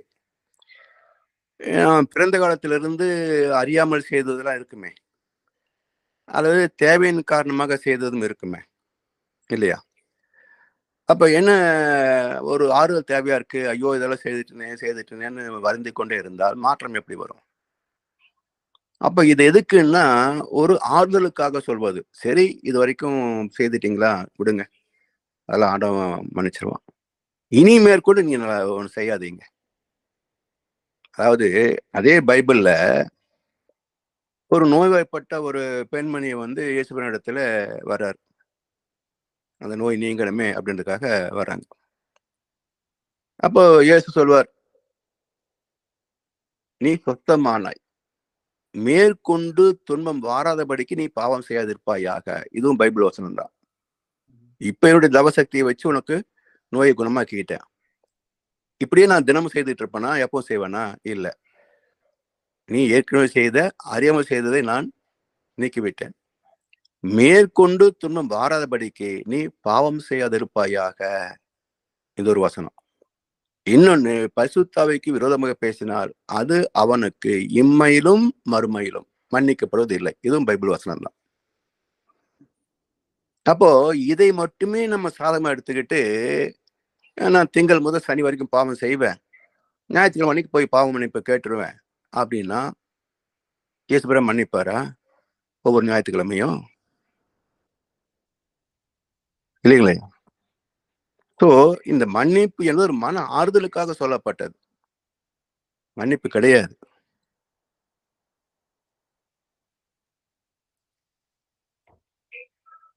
சரிங்களா? ஆமா, புரியுது ஐயா. இப்ப சொல்றார்கள் தானே ஐயா, இறைவனிடம் சென்று இயேசுவிட்ட சென்று சரணடைந்து விட்டால் பாவங்களை மாட்டிக்கொள்வார் என்று. அப்ப நாங்கள் அதாவது சரணாகதி பூர்ணமாக ஒப்பு கொடுத்தால், பூர்ணமாக ஒப்பு கொடுத்தால் அப்படி என்ன அர்த்தம்? Total surrender. இந்த டோட்டல் சரண்டருக்கு என்ன அர்த்தம்? நாளை பொழுது இறைவன் கழித்து நடக்கும் வாழ்வில் அமைதியை தேடு. உனக்கும் கீழே உள்ளவர் கோடி, நினைத்து பார்த்து நிம்மதி நாடு. ஆசைப்படாத. அப்ப அடுத்த சனமே இறைவன் கையில் ஒப்படைத்து விடுவதுதான் டோட்டல் சரண்டர். கொடுக்கறியா? சாப்பிடுறேன். கொடுக்கலையா? பட்னி கிடக்கிறேன். இரண்டையும் ஏற்றுக்கொள்ளக்கூடிய மனப்பக்குவம் தான் சரண்டர். விருந்து கொடுத்தாய், மகிழ்ந்தேன். பட்டினி போட்டாய், ஏற்றுக்கொண்டேன். இந்த பக்குவம் இருந்தா பாவம் செய்யுங்க. செய்ய முடியுமா அந்த பக்குவத்துல? இது எப்படி இருக்குன்னா, நமக்கு எந்த வார்த்தையெல்லாம் சாதகமா இருக்கோ அதெல்லாம் எடுத்து வச்சுக்கிட்டு இறை மன்னிப்பான், அதனால நான் பாவம் பண்ணலாம். அப்படி எந்த மகானும் நம்மை பாவம் செய்வதற்கு தூண்ட மாட்டாங்க, இடம் தர மாட்டாங்க. அதே போல கேளுங்கள் தரப்படும். எதை கேட்கணும்? பரமண்டலத்தில் உம்முடைய ராஜ்யம் நடப்பது போல என்னிலும் நடப்பதாக என்று கேள். அப்ப பரமண்டல ராஜ்யம் என்ன? சொத்து சேர்க்குதா? பாவம் பண்ணுதா? அதாவது பேட்டர்ன், பெர்சன், ரெகுலாரிட்டி. ஒரு இயக்க ஒழுங்கோடு, இயக்க சீர்மையோடு, தெய்வ நீதியோடு இயங்கிக் கொண்டிருக்கிறது. அதே தெய்வ நீதி என்னிலும் வருவதாக கேளு. இப்ப எனக்குள் தெய்வ நீதி வந்துவிட்டால் நான் யாருக்கு துன்பம் செய்வேன்? இல்ல. அப்போ ஒரு இடத்துல நான் உங்களை மன்னிக்கிறேன்னு சொல்ல மட்டும் பிடிச்சுக்கிறோம். 4 இடத்துல இப்படி சொல்லியிருக்கிறாரு. அப்ப எதை நம்ப வேண்டாமா? இதான் சொன்னது போல, கடவுள் மன்னிப்பான்னு சொன்னா தப்பு செய்யற மனசுக்கும் மன்னிக்கிற கடவுளுக்கும் ஜோடி பொறுத்து நல்லா இருக்கு, ஏத்துக்கிட்டோம். கடவுள் மன்னிக்க மாட்டான்னு சொன்னா தவிப்பா இருக்குது. ஏன்னா தப்பு செய்து பழகிட்டோம். இப்போ திருத்தணுமே, அவ்வளவு ஈஸியா முடியாது. செஞ்சதுக்கு தண்டனை வருமே, அது ஒரு பயமா இருக்குது. அதனால எப்படியாவது மன்னிப்பான்ற கான்செப்ட்ல நமக்கு ஒரு ஓட்டு கிடைக்குமா, மெஜாரிட்டி கிடைக்குமான்னு அப்படி இல்லைங்க. வாழ்க்கை அனுபவமே அப்படி இல்லையே. துன்பத்தை சந்திக்காத மனிதன் உண்டா உலகத்துல? மகான்களே விதிவிலக்கு இல்லை, நாம் ஏமாத்துறோம்.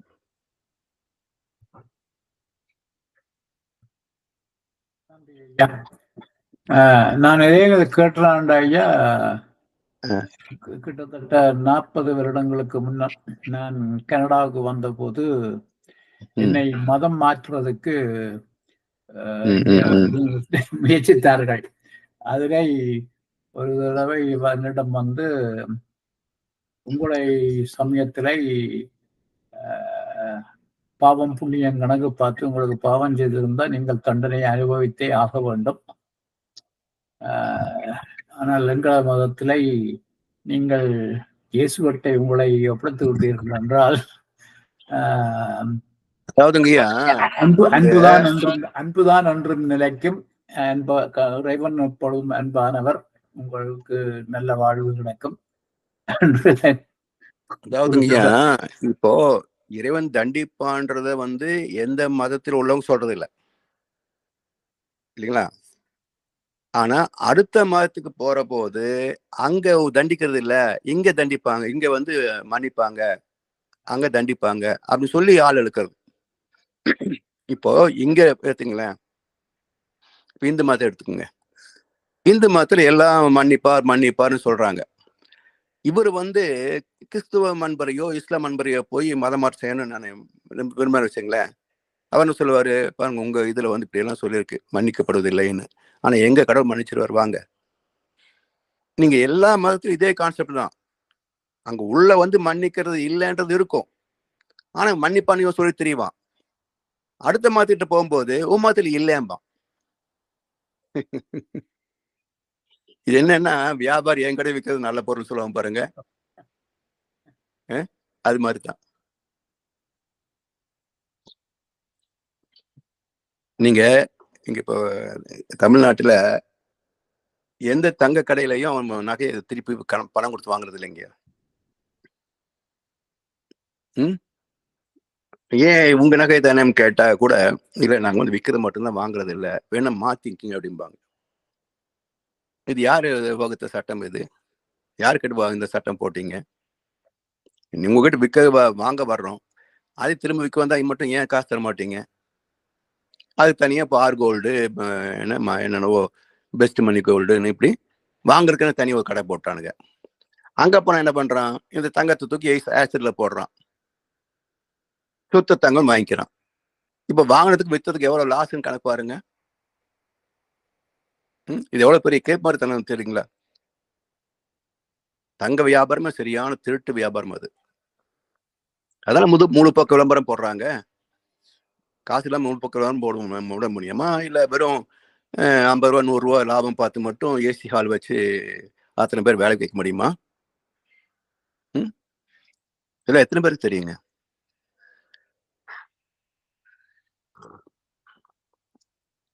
அச்சய தேதின்னு போட்டு அது ஒரு பக்கம்.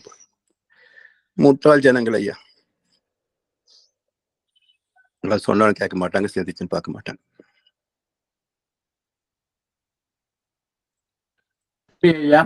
அடுத்து தனாயா, நீங்க கையெழுத்துனீங்க, இறக்கிட்டீங்க.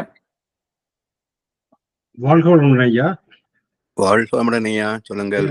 அந்த ஒரு செயல் வந்து பாவம் புண்ணியம், அது எப்படி அறிவது என்று கண்டால், ஒன்று நோக்கம், செய்யப்பட்ட நோக்கம், அதன் விளைவு, அதை வைத்து அது பாவமா புண்ணியமானதை அறியலாம்.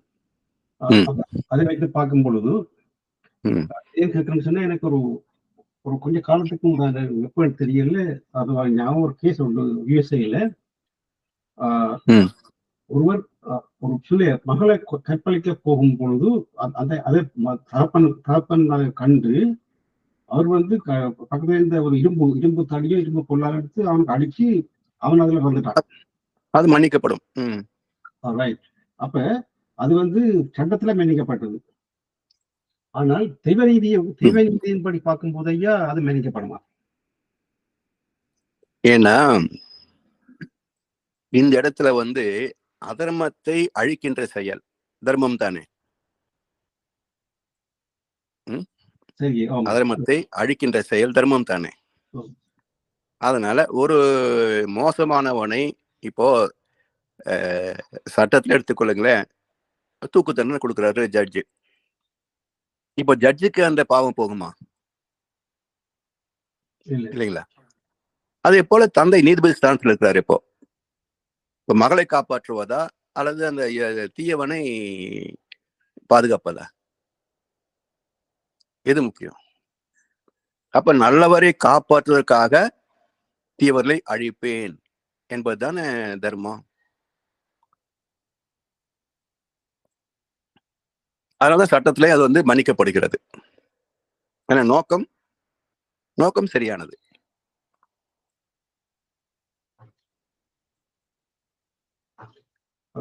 இது ஏன் ஐயா உங்களை கேட்கணும்னு சொன்னால், நாங்கள் அந்த ரிட்டையர் பண்ண முன்னா பதவியில் இருக்கும்பொழுது, ஆடிட்டரா நாங்கள் இருக்கும் பொழுது வந்து சில இடங்கள்ல சில டிசிஷன் மேக் பண்ண வேண்டி வரும்.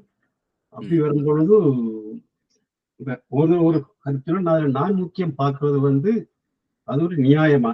இப்ப அந்த டிசிஷன் மேக் பண்ணும் பொழுது சில சமயத்துல மற்றவர் பாதிக்கப்படலாம். ஆனால் பாதிக்கப்பட்டாலும் நான் அந்த நியாயமானு பார்த்துக் கொள்றது. அப்ப அதுல அந்த லோ கான்ட்ராக்ட்ல இருக்க பார்த்து வாட் இஸ் ரீசனபிள் என்றால் it depends on the circumstances. அது வந்து அதை டிஃபைன் பண்ண முடியும், இப்படித்தான் சொல்ல முடியாது. அது அந்த அந்த சர்க்கம்ஸ்டான்சஸை வச்சுத்தான் whether it is reasonable or not சொல்லி டிசைட் பண்ணலாம். அப்ப நாங்கள் ஒன்றை செய்யும் பொழுது அது நியாயமா என்றதை பார்க்க வேணும். ஆனால் அந்த நியாயமான்றதை பார்க்கறதுக்கு அறிவு வேணும் எங்களுக்கு. அப்ப அந்த அறிவு சும்மா வராது. அதுக்கு தான் நீங்க சொன்ன மாதிரி இந்த வேதாத்திரியம் முதலாம் படிக்கணும் ஐயா. அந்த படித்து அதால வர அறிவு அப்படி படித்து வரும் பொழுது அந்த உங்களுக்கு இது நியாயமா நியாயம் இல்லைன்னு பார்க்க அந்த அறிவு வந்துடும். ஆமா. அப்ப இப்ப இதுல வந்து கொலை செய்யும் பொழுதும் அவர் கொலை செய்ததான் நியாயம். ஏன்னா அப்படி இல்லை விட்டுருந்தா இன்னொரு வாழ்க்கை போயிருக்கு. அதுபடியே அவங்களுடைய ஃபைன் ஐயா, உங்களுடைய ஆன்சர். அடுத்த ஐயா இன்னொரு இது கேள்வியில ஒரு கருத்து நீங்கள் அடுத்த கேள்வியை கேட்கறதுக்கு முன்னம் ஐயாட்ட ஒரு சின்ன ஒரு விளக்கம் இந்த கேள்வியை பற்றி ஐயா. சொல்லுங்க ஐயா. அதுல அவர் மகளை காப்பாற்றுவதற்காக இதுவரை கொலை செய்திருக்கிறார். அந்த இடத்துல அந்த கொலை செய்ய போனது அளவுக்கு மீறிய செயலா, அதை தவிர்க்க அந்த அந்த குற்றம் நிகழாமல் தடுக்க வேண்டும். ஆனால் அதுக்கு கொலை செய்வதற்கு பதிலாக குறைந்த அளவிலே அவர் அதை செய்திருக்க முடியாது தவிர்ப்பதற்காக. அந்த அளவுக்கு இது தாங்க ஐயா குற்றம் பெறுவதற்கே காரணம். இப்போ ஒண்ணு இல்ல, நீங்க இந்தியால வந்து 10 குற்றவாளிகள் தப்பித்தாலும் ஒரு நிரபராதி தண்டிக்கப்படக்கூடாது அப்படின்றது இங்க அரசியல் சாசனத்துடைய அடிப்படை கோட்பாடு. அமெரிக்கால 10 நிரபராதிகள் தண்டிக்கப்பட்டாலும் ஒரு குற்றவாளி தப்பிக்க கூடாது என்பது அங்க அரசியல் சாசனம். இப்ப எது தர்மமானது? இப்ப அந்த சட்டத்தை பின்பற்றுறதுனாலதான் அங்க குற்றவாளி கிடையாது. இந்தியாவில இந்த சட்டத்தை பின்பற்றுறதுனாலதான் குற்றவாளிகளே பெருகிக்கிட்டு இருக்கிறாங்க. தண்டிக்க முடியாம குற்றவாளிகள் இருக்கிறாங்க. அப்ப எந்த சட்டம் நமக்கு பாதுகாப்பானது?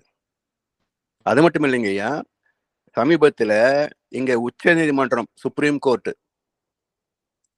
அது ஒரு வழக்குக்கு என்ன தீர்ப்புக்கு தந்திருக்கிறது? ரம்மி ஆடுவது வந்து ஆன்லைன் ரம்மின்றது இப்போ ஃபேமஸா இருக்கு இந்தியாவில. நிறைய விளம்பரங்கள். தமிழ்நாட்டுல சரத்குமார் நடிகரே வந்து நீங்க ரம்மி ஆடுங்கன்னு சொல்லி ஒரு விளம்பரம் வந்து பிறகு போன தேர்தல் அப்போ அது விமர்சனத்துக்கு உள்ளாக்கி இப்ப அந்த விளம்பரம் நீக்கப்பட்டிருக்கிறது. அந்த ரம்மியை உச்ச நீதிமன்றம் அது விளையாட்டு, கேம்ஸ், ஸ்போர்ட்ஸ் அப்படின்னு சொல்லி அனுமதி கொடுத்திருக்கிறது. எப்படி ரம்மி வந்து ஸ்போர்ட்ஸ்ல வரும்? எப்படி ஒரு இந்த நீதிபதி வந்து அதை இது ஸ்போர்ட்ஸ்ன்னு டிக்ளேர் பண்றாரு, ஜட்மெண்ட் கொடுக்குறாரு? யோசிச்சு பாருங்க. ரம்மியில ஏன்னா மனம் வந்து ஈர்க்கப்படும். நீங்க சூதாட்டத்துல இறங்கிட்டீங்கன்னா மனம் ஈர்க்கப்படும். எத்தனை பேர் இந்த ஆன்லைன் ரம்மியில சொத்துக்களை இழந்து தற்கொலை செய்திருக்கிறாங்க? எப்படி ஒரு நீதிமன்றம் இதை வந்து ஸ்போர்ட்ஸ்ன்ற கேட்டகரியில கொடுத்துருக்குது? இன்னி வரைக்கும் இருக்குங்க இந்தியாவில். இது என்ன நீதிமன்றம்? புரியல எனக்கு.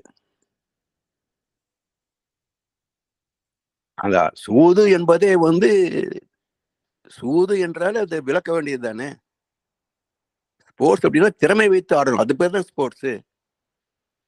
இப்போ கிரிக்கெட்டு, வாலிபால், டென்னிஸ் எத்தனையோ விளையாட்டுகள் இருக்கு, ஸ்போர்ட்ஸ்ன்றோம். அங்கே சில பேருடைய திறமை வெளிப்படுத்தி தானே வெற்றி தோல்வியை நிச்சயிக்கிறாங்க. இங்க எங்க திறமை? இன்னும் சொல்ல போனா ஆன்லைன் பிசினஸ்ன்றதை நீக்கப்படணும். விற்காத பொருள், வாங்காத பொருள், இது என்ன வியாபாரம்? விற்காத பொருள், வாங்காத பொருள், இது என்ன வியாபாரம் கேட்கிறேன். ஆன்லைன் கோல்ட் ட்ரேடிங், தங்கம் விற்கிறாராமா ஆன்லைன்ல, அவர் தங்கம் வாங்குறாராமா ஆன்லைன்ல. காசு மட்டுமே இடம் மாறுது, தங்கம் எங்க? இது என்ன வியாபாரம்? இது எப்படி அனுமதிக்கிறாங்க? வியாபாரம் என்னுடைய கான்செப்ட் என்ன? பிசினஸ் என்ன அர்த்தம்? எக்ஸ்சேஞ்ச் தானே. அப்ப ஆன்லைன் என்ன எக்ஸ்சேஞ்ச் ஆகுது? ஜஸ்ட் என்ட்ரி மட்டும் தான், டேட்டா மட்டும் தான் ஃபீட் பண்றீங்க. அது எப்படி வியாபாரம்ன்ற கேட்டகரிக்குள்ள வர முடியும்? எங்க போய் முட்டிக்கிறது? எது தர்மம், எது அதர்மம்? இதல்ல சட்டத்தின்படி சூதாடுறவன் ஓகே, ஸ்போர்ட்ஸ் மேன். தர்மத்தின்படி அவன் சூதாடி. அவன் ஸ்போர்ட்ஸ் சொல்ல முடியுமா ரம்மி ஆடுறவன?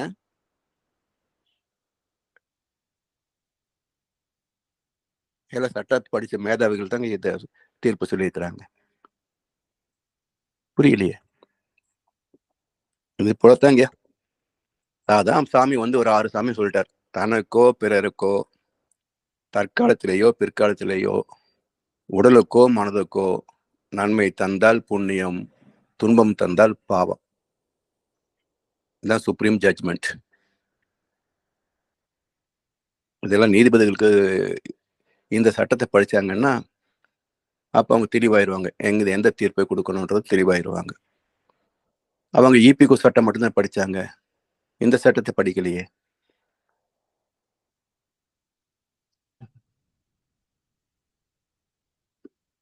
வாழ்வாமுடனையா ஜனாரையா. ஐயா வாழ்க வளமுடன்.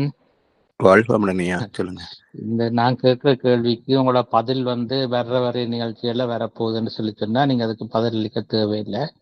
என்ன குழப்பம் வருதுன்றா, இப்ப மனவளக்கலையில இருந்த பெற்றோர்களோ இல்லாட்டி ஒரு சமய ரீதியா வளர்ந்த பெற்றோர்களோ அவன் பிள்ளை எல்லா முறையிலும் நல்ல முறையில வளர்த்து நல்லவனாவே வளர்த்து வந்தால் அந்த பிள்ளை வளர்ந்து வரைக்குள்ள பாவத்துக்களை தப்ப முடியும் இல்ல தானே. இரண்டாங்கால முன்னாடி 7 பிறப்பில ஒருத்தர் செய்த பாவங்களுக்கு இப்படி வந்த பிள்ளைய பாதிக்கும் தானே. ஆமா, அதனாலதான் இழுபிறப்பும் தீயவை தீண்டா பழி பிறங்கா பண்புடை மக்கட்பரி. 7 தலைமுறைகளிலே பாவத்தை செய்வதற்கே வெட்கப்படுகின்ற குழந்தைகளாக பிறந்தால், சொல்லுங்க, 7 தலைமுறைகளிலே பாவத்தை செய்வதற்கே வெட்கப்படுகின்ற குழந்தைகளாக பிறந்தால் 8வது குழந்தை அவதார புருஷன். அந்த 8வது தலைமுறையில எந்த வகையிலையும் அவனுக்கு துன்பமே வராது. தெளிவான தீர்ப்பு கொடுத்தார் வள்ளுவர். ஆனா அந்த 7 பிறப்பிலையும் இப்ப வந்த பிள்ளைய இந்த சமுதாயம் அப்படி நல்லவனாவே வளர விடுமா? இந்த கேள்விக்கு ஏனென்று சொன்னால் அதுதான சிக்கலை. இப்போ ஒரு ஒரு ஒரு அதாவது சமுதாயம் வளர விடுதா இல்லையான்றது செகண்டரி கொஸ்டின். சட்டம் என்பது வெளிக்காவல், தர்மம் என்றால் அது மனக்காவல். இரண்டும் போனப்ப எது காவல், யார் காவல்? ஒண்ணும் இல்லைங்கய்யா, நான் வங்கியில பணிபுரிந்தேன். ரிட்டையர் ஆகிறதுக்கு ஒரு 5 ஆண்டுகளுக்கு முன்பு லாக்கர் புதுசா பிரான்ச்ல லாக்கர்ஸ் இன்ஸ்டால் பண்றோம். அதுல நானும் இன்னொரு மேலாளரும் தான் அதுக்கு இன்சார்ஜ். சரிங்களா? இப்போ நான் நினைத்திருந்தால் அதுக்கு பிறகு எத்தனை பேர் லாக்கர் எடுத்தாங்களோ அத்தனை லாக்கரையும் ஒரு 6 மாசம் 1 மாசம் கழிச்சு எல்லாத்தையும் கொள்ளடிச்சுட்டு நார்த் இந்தியா போய் செட்டில் இருப்பேன். அதுக்கு வழி உண்டு. ஏன் நான் செய்யல?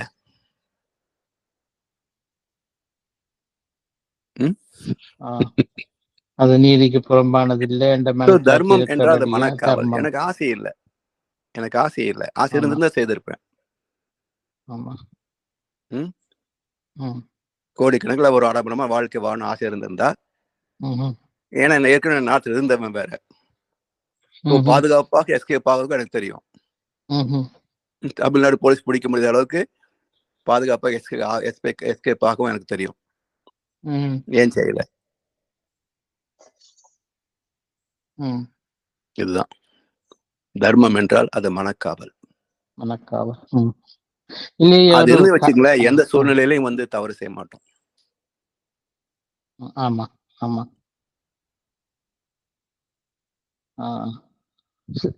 சில வேளை அப்படி நீதவானா இருக்கிறேன்னு சொல்லி இந்த நீதியாங்கட மனச்சாட்சியோட இருக்கிறேன்டா ஐயா, கொஞ்சம் சில வேளை கொஞ்சம் சிரமம் தான். சில வேளை சிரமம் என்பது உண்மை கிடையாதுங்க ஐயா.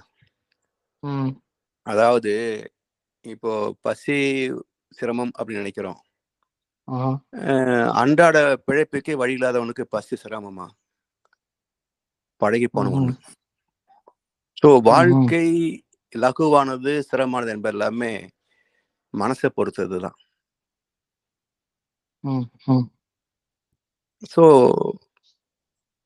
வசதியை வைத்தோ சூழ்நிலை வைத்தோ வந்து வாழ்க்கை சிரமம்னு டிஃபைன் பண்ண முடியாது. அதாவது நேற்றைக்கு கூட ஆலியார் ஒரு அம்மாவை பார்த்தேன். ஜஸ்ட் அவங்க தோட்ட வேலை செய்யக்கூடிய ஒரு அன்னாட காட்சி ஒரு அம்மா. அவங்க எனக்குன்னு உள்ளது வருமா? அது போதும் எனக்கு, யார் எடுத்துட்டு போறா அப்படின்றாங்க. மனவளக்கலை படித்தவர்களுக்கே இந்த தெளிவு இருக்குமான்னு தெரியாது சில பேருக்கு. ஆனா அந்த பயிற்சி செய்யாத அந்த அம்மா சொல்றாங்க, எனக்குன்னு உள்ளது ஆண்டவன் கொடுக்குறான், அது யாரும் எடுக்க முடியாது. சோ அடுத்தவங்களுக்கு எடுக்கணுன்றது எனக்கு தோணலைன்றாங்க.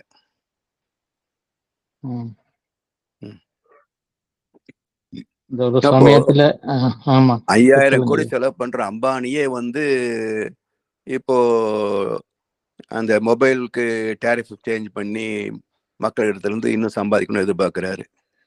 அன்னாடு காட்சியான அந்த அம்மா வந்து எனக்கு தேவையில்லை, ஆண்டவன் கொடுத்தது எனக்கு போதுன்றாங்க. அப்போ எது கிடைக்கிறதோ அதுதான் கீதையில சொல்லுவாங்க. அதாவது எதன் மீதும் ஆசை கொள்ளாதவன் தற்செயலாக கிடைப்பதிலே மகிழ்ச்சி உறுபவன். எது நமக்கு கிடைக்கிறது இயல்பாக அதுல மகிழ்ச்சி, எதுக்காக நான் ஆசைப்படுறதில்லை. இப்ப இவனை எந்த சட்டமாவது எந்த சூழ்நிலையாவது இவனை தவறு செய்ய வைக்க முடியுமா? முடியாது. அதான் மனப்பக்குவம். அந்த மன உறுதி மனப்பக்குவம் எப்படி வரும்? ஏற்கனவே நம்ம கிட்ட சஞ்சித கர்மாவில் அந்த பதிவு இருந்தா தான் நம்ம இடத்துல வந்து அந்த நேர்மை இருக்கும். அதுல கொஞ்சம் ஆசிலேஷன் இருந்தாலும் கூட சூழ்நிலை தாக்கத்துல நம்ம வந்து தவறு செய்துருவோம். அதனாலதான் சில நல்லவர்களே வந்து சூழ்நிலையில அவ்வளவு ஏங்கய்யா. இப்போ காஞ்சி மடத்துல ஒருத்தர் இருந்தார், ஏதோ ஒரு பேர் அவருக்கு. அவரு பெண் விஷயத்துல இந்தியா முழுவதும் நாரடிக்கப்பட்டாரு. அந்த மடத்துடைய பெயரே வந்து நாசமா போச்சு. 600 வருஷம் பாரம்பரியம். அந்த காலகட்டத்துல அது அங்க போறவங்களே ஆள் இல்லைன்ற அளவுக்கு ஆகிப்போச்சு. அப்போ ஆன்மீகத்தை மேற்கொண்ட ஒருத்தருக்கு காமம் எப்படி வந்தது? சாதாரண மக்களை விடுங்க, சமுதாயத்துக்கே வழிகாட்ட வேண்டிய ஒரு ஸ்தானத்துல இருக்கக்கூடியவர் எப்படி ஒரு கொலை பழியில சிக்கினாரு, பெண் இன்பத்து சிக்கல்ல மாட்டினாரு? எப்படி சாத்தியமாச்சு இது? அதனால்தான் நான் நேர்மையானவன் என்பது நான் இறந்த பிறகு மற்றவர் சொல்ல முடியுமே தவிர நான் சொல்லக்கூடாதுங்க. என இறக்கின்ற வரைக்கும் எந்த சூழலும் ஒரு மனிதனை மாற்றி விடலாம். அது மாறாத அளவுக்கு ஸ்திரமான நேர்மை அவனிடத்துல இல்லை என்றால் சிக்கல் வந்தே தீரும். அவன் எங்க வேணா இருக்கலாம், ஆன்மீகத்தில் இருக்கலாம், மடத்துல இருக்கலாம், தலைவரா இருக்கலாம். ஆனா ஸ்திரமான புண்ணிய பதிவு அங்க இல்லை என்று சொன்னால் எந்த சனத்துல கூட அவன் ஏதோ ஒரு சிக்கல்ல ஏமாந்து மாட்டிட முடியும். இயற்கையுடைய விதி ரொம்ப துல்லியமானதுங்கய்யா. அதுல சிந்திக்க சிந்திக்க இதுதான் நம்ம டிஃபைன் பண்ணவே முடியாது.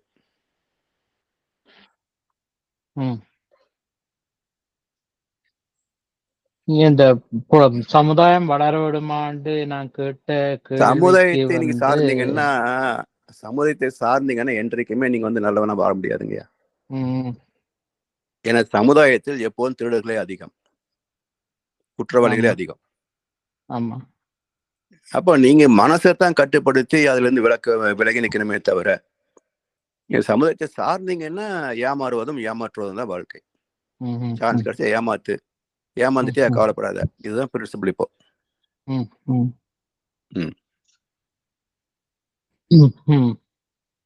ஒரு கருத்து பார்த்தேன், நல்லவர்களாவே வளர்க்கப்படும் குழந்தைகள் கடைசியில இழிச்சவார்களோ ஏமாளிகளாவோ இருக்கிறார்கள் என்று.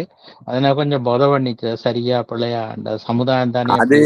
அது சரிதான், அது சரிதான்.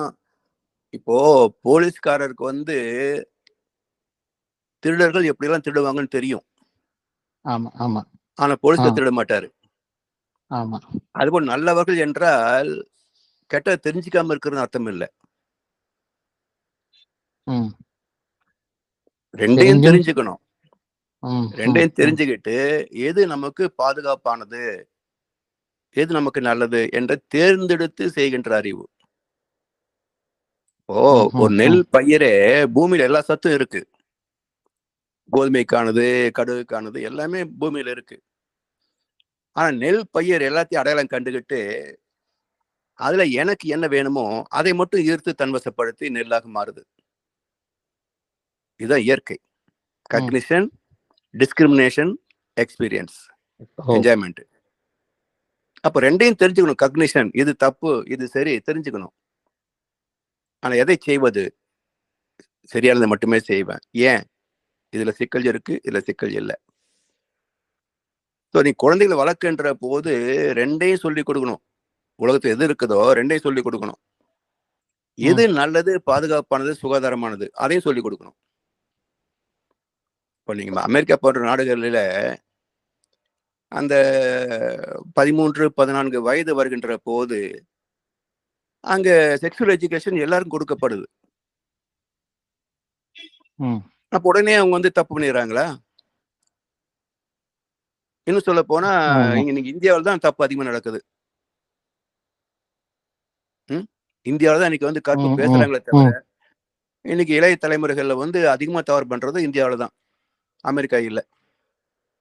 ஏன்? அவன் ரெண்டையும் சொல்லி கொடுத்துட்றான். அப்போ இதுல தீமை இருக்குன்னு தெரிஞ்சு அதை விட்டுட்டு நல்லதை பிடிச்சுக்கிறான். இங்க எங்க சமுதாயம் சினிமா துறை மூலமாக கவர்ச்சியை மட்டுமே காட்டுது. அதுல உள்ள நெகட்டிவ் என்னன்னு சொல்றது இல்லை. அப்ப இது போல செய்ய தப்பு இல்லைன்னு அவன் செய்யறான். நல்லவன் வளர்க்குறதுன்னு சொன்னா கெட்டதை தெரியாம இருக்கிறதுன்னு இல்லை. 14 வயதுக்கு பிறகு ரெண்டுமே சொல்லிக் கொடுக்கணும். இது இந்த காரணத்தினால் இது தீயது, இன்னென்ன நன்மைகளால் இது நல்லது. உனக்கு எது வேணும் சொல்லு. எந்த ஜீவனா துன்பத்தை விரும்புமா பாருங்க? விரும்பாது.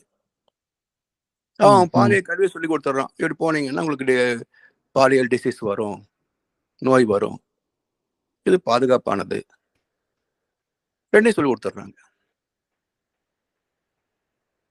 இன்னும் பார்க்க போனாங்க ஐயா, அங்க டியூவல் அப்படின்றதே கிடையாது.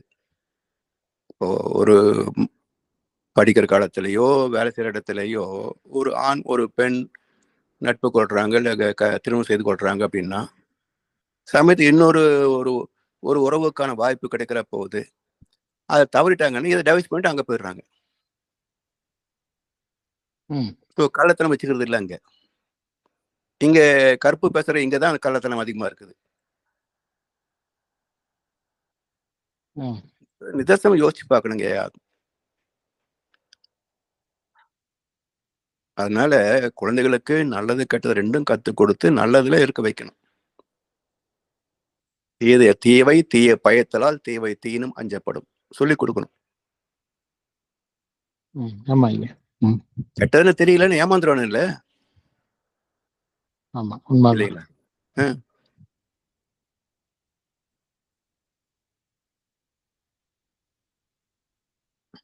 உண்மைதான் ஐயா. நன்றி.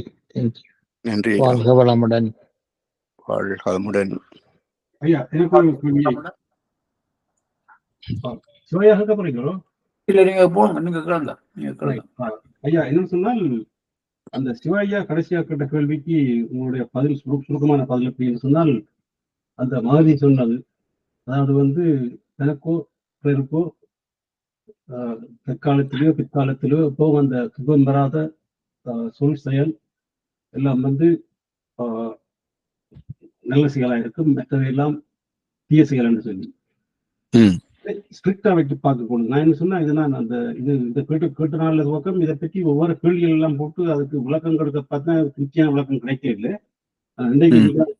என்னுடைய முதல் கேட்ட ஆன்சருக்கு டக்குனு ஃபால்ஸ் சொல்லிட்டீங்க. அதுல என்ன திருப்தியான ஆன்சர் கிடைக்கிட்டது. ஆனா இப்ப திருப்பி கன்ஃபார்ம் பண்றதுக்கு தான் எனக்கு கேட்டிருந்தான். அப்ப அப்படி இருக்கும் பொழுது இந்த நான் முதல் கேட்ட கேள்வி, அதாவது வந்து அந்த தகப்பன் மகளை கற்பழிக்க வரும் பொழுது தகப்பன் அவர் வந்தவனுக்கு பக்கத்துல இருக்க தடியோ கொள்ளை அடிச்சா ஆரம்பிச்சுட்டார்.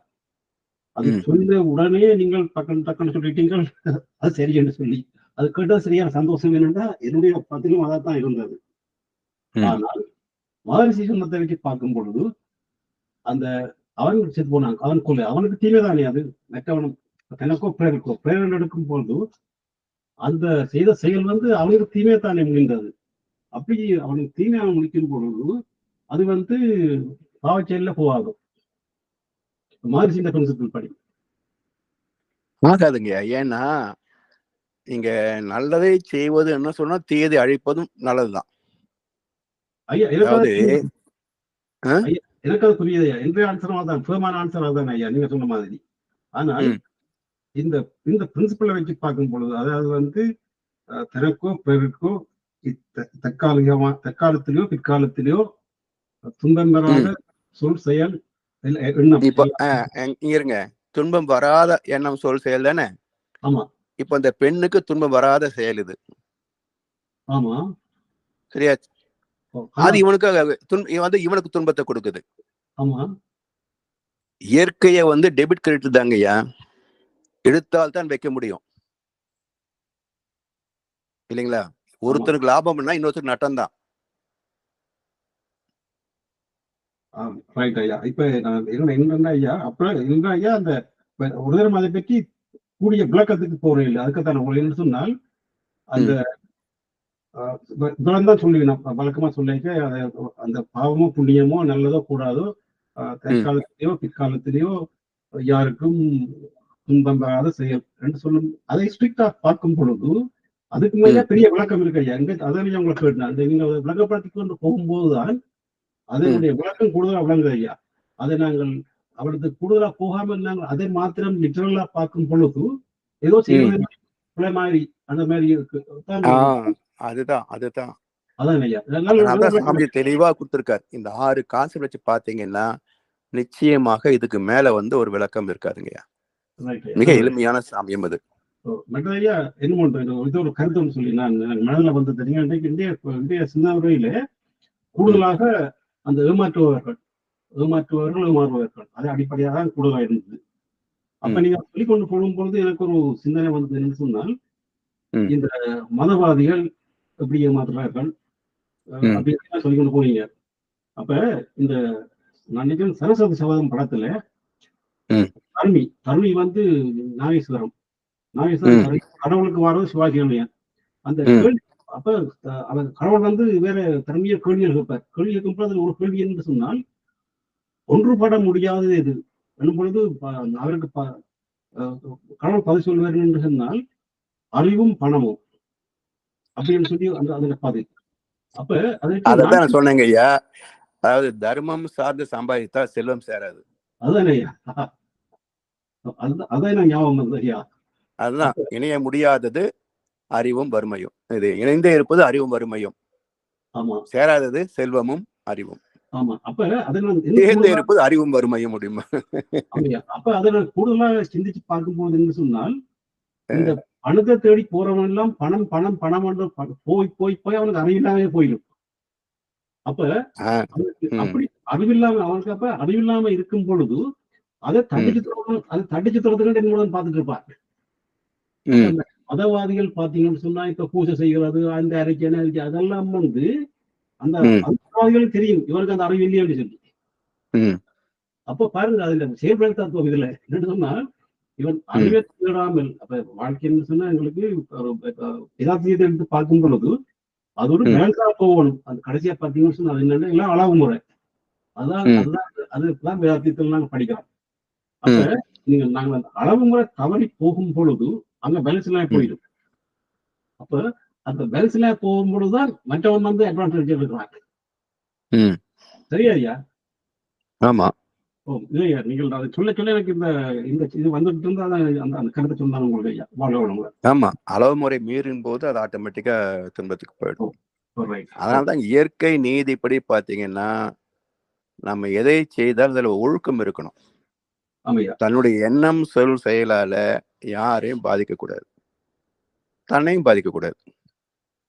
அந்த நீதிப்படி நம்ம வாழ்க்கை நடத்தி விட்டோம்னு சொன்னா நிச்சயமாக வந்து நமக்கு எந்த வகையிலையும் சிக்கல் வராது, நமக்கும் வராது, சந்ததிக்கும் வராது. இல்லை என்ற சொன்னீங்கன்னா நிச்சயமா சிக்கல் வந்தே தீரும். ஏன்னா எந்த பொருள் இலவசமா கிடைக்காது, அதுக்கு தகுந்த விலை கொடுத்துதான் ஆகணும். அப்ப பாவத்துக்கு தகுந்த சம்பளம் தானே துன்பங்கள். ஐயா இதுல என்னோட தெளிவுன்னு கேட்கணும்னு சொன்னா, யாரையும் பாதிக்கக்கூடாதுன்னு சொல்லு. இப்ப வந்து சொல்லாலோ செயலாலோ எண்ணத்தாலோ யாரையும் பாதிக்கக்கூடாதுன்றத வந்து அந்த யாரையும் வந்து நல்லவர்களை பாதிக்கக்கூடாதுன்னு சொல்லி சொல்றோம். இப்ப யாரையும் முன்வைத்து அதுக்கு கெட்டவர் எல்லாரையும் வந்து அடங்குறாரு. அதாவது நீ அது எப்படின்னா, நாம போய் கெட்டவன்றதுக்காக போய் அவனை அடிக்க வேண்டியதோ தண்டிக்க வேண்டிய அவசியம் இல்லை. இப்போ நம்ம பாதையில போயிட்டு இருக்கோம், இப்போ ஒண்ணும் இல்லை, எங்க அரசியல்வாதிகளை எடுத்துக்கொள்ளுங்களேன், எல்லாம் திட்டு பசங்க. இப்போ ஓட்டு கேட்டு வீட்டுக்கு வர்றான், திருடன் சொல்லி அயுகம் சொல்லி போய் அடிக்க முடியுமா? இல்லைங்களா? இப்ப அது நான் அடிக்க போன என்னுடைய நிலைமை என்னாகும்? எனக்கு தான் தர்ம அடி விழுகும். இப்போ தான் பாதிக்கப்பட்டனா? இதுதான் அவன் அயோக்கியன், நான் போய் அவனை ஒன்றும் துன்பத்து வேண்டிய அவசியமே இல்லை. ஆனா அவனை என்ன துன்பத்தை வந்தான் வச்சுக்கங்க. இப்ப ஐயா சொன்ன மாதிரி தான், என்னை பாதுகாத்துக் கொள்வதற்காக கொலையும் செய்ய வேண்டியதுதான்.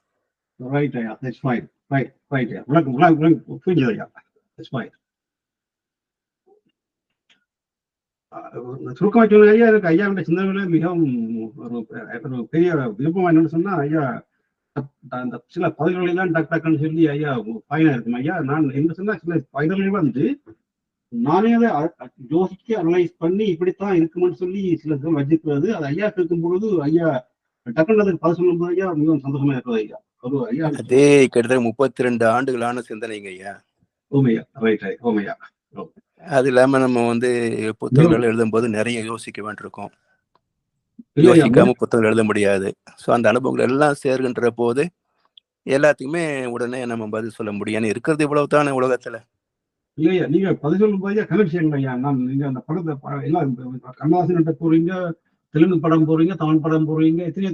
அப்ப நீங்க உங்களுடைய அறிவை வளர்க்கறதுக்கு ஐயா பல விதமான சோர்ஸ்கள்ல இருந்து நடைமுறையில நீங்க அதை எடுத்து அனலைஸ் பண்ணி பார்க்கும்போது ஐயா அந்த உங்களுடைய அனுபவ அறிவையா பெரிய அறிவு ஐயா. நாங்களும் ஐயா பெரிய புண்ணியம் செய்திருக்கிறது நான் யோசிக்கிறேன்.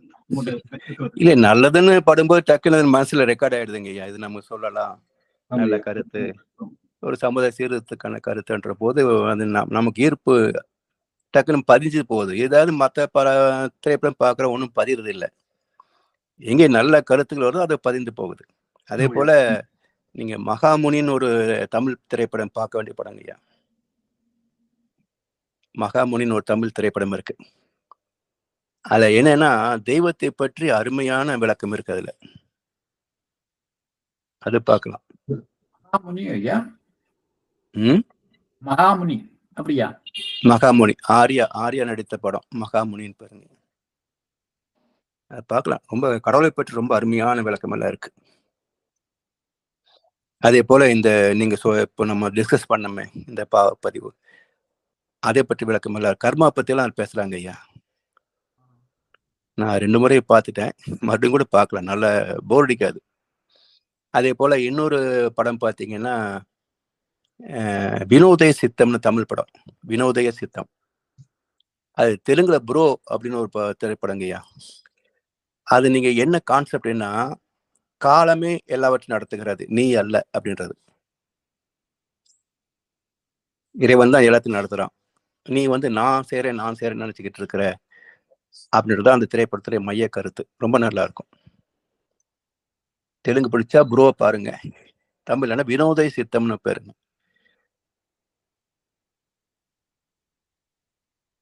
தேங்க்யூ.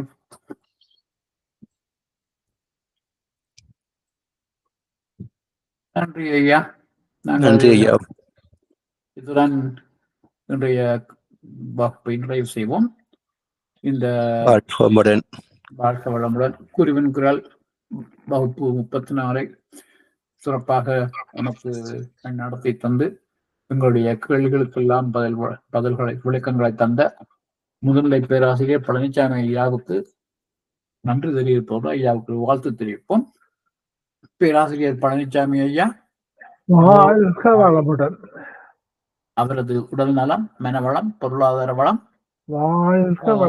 வளமுடன், அவர்தம் அன்பு குடும்பம் வாழ்க வளமுடன்.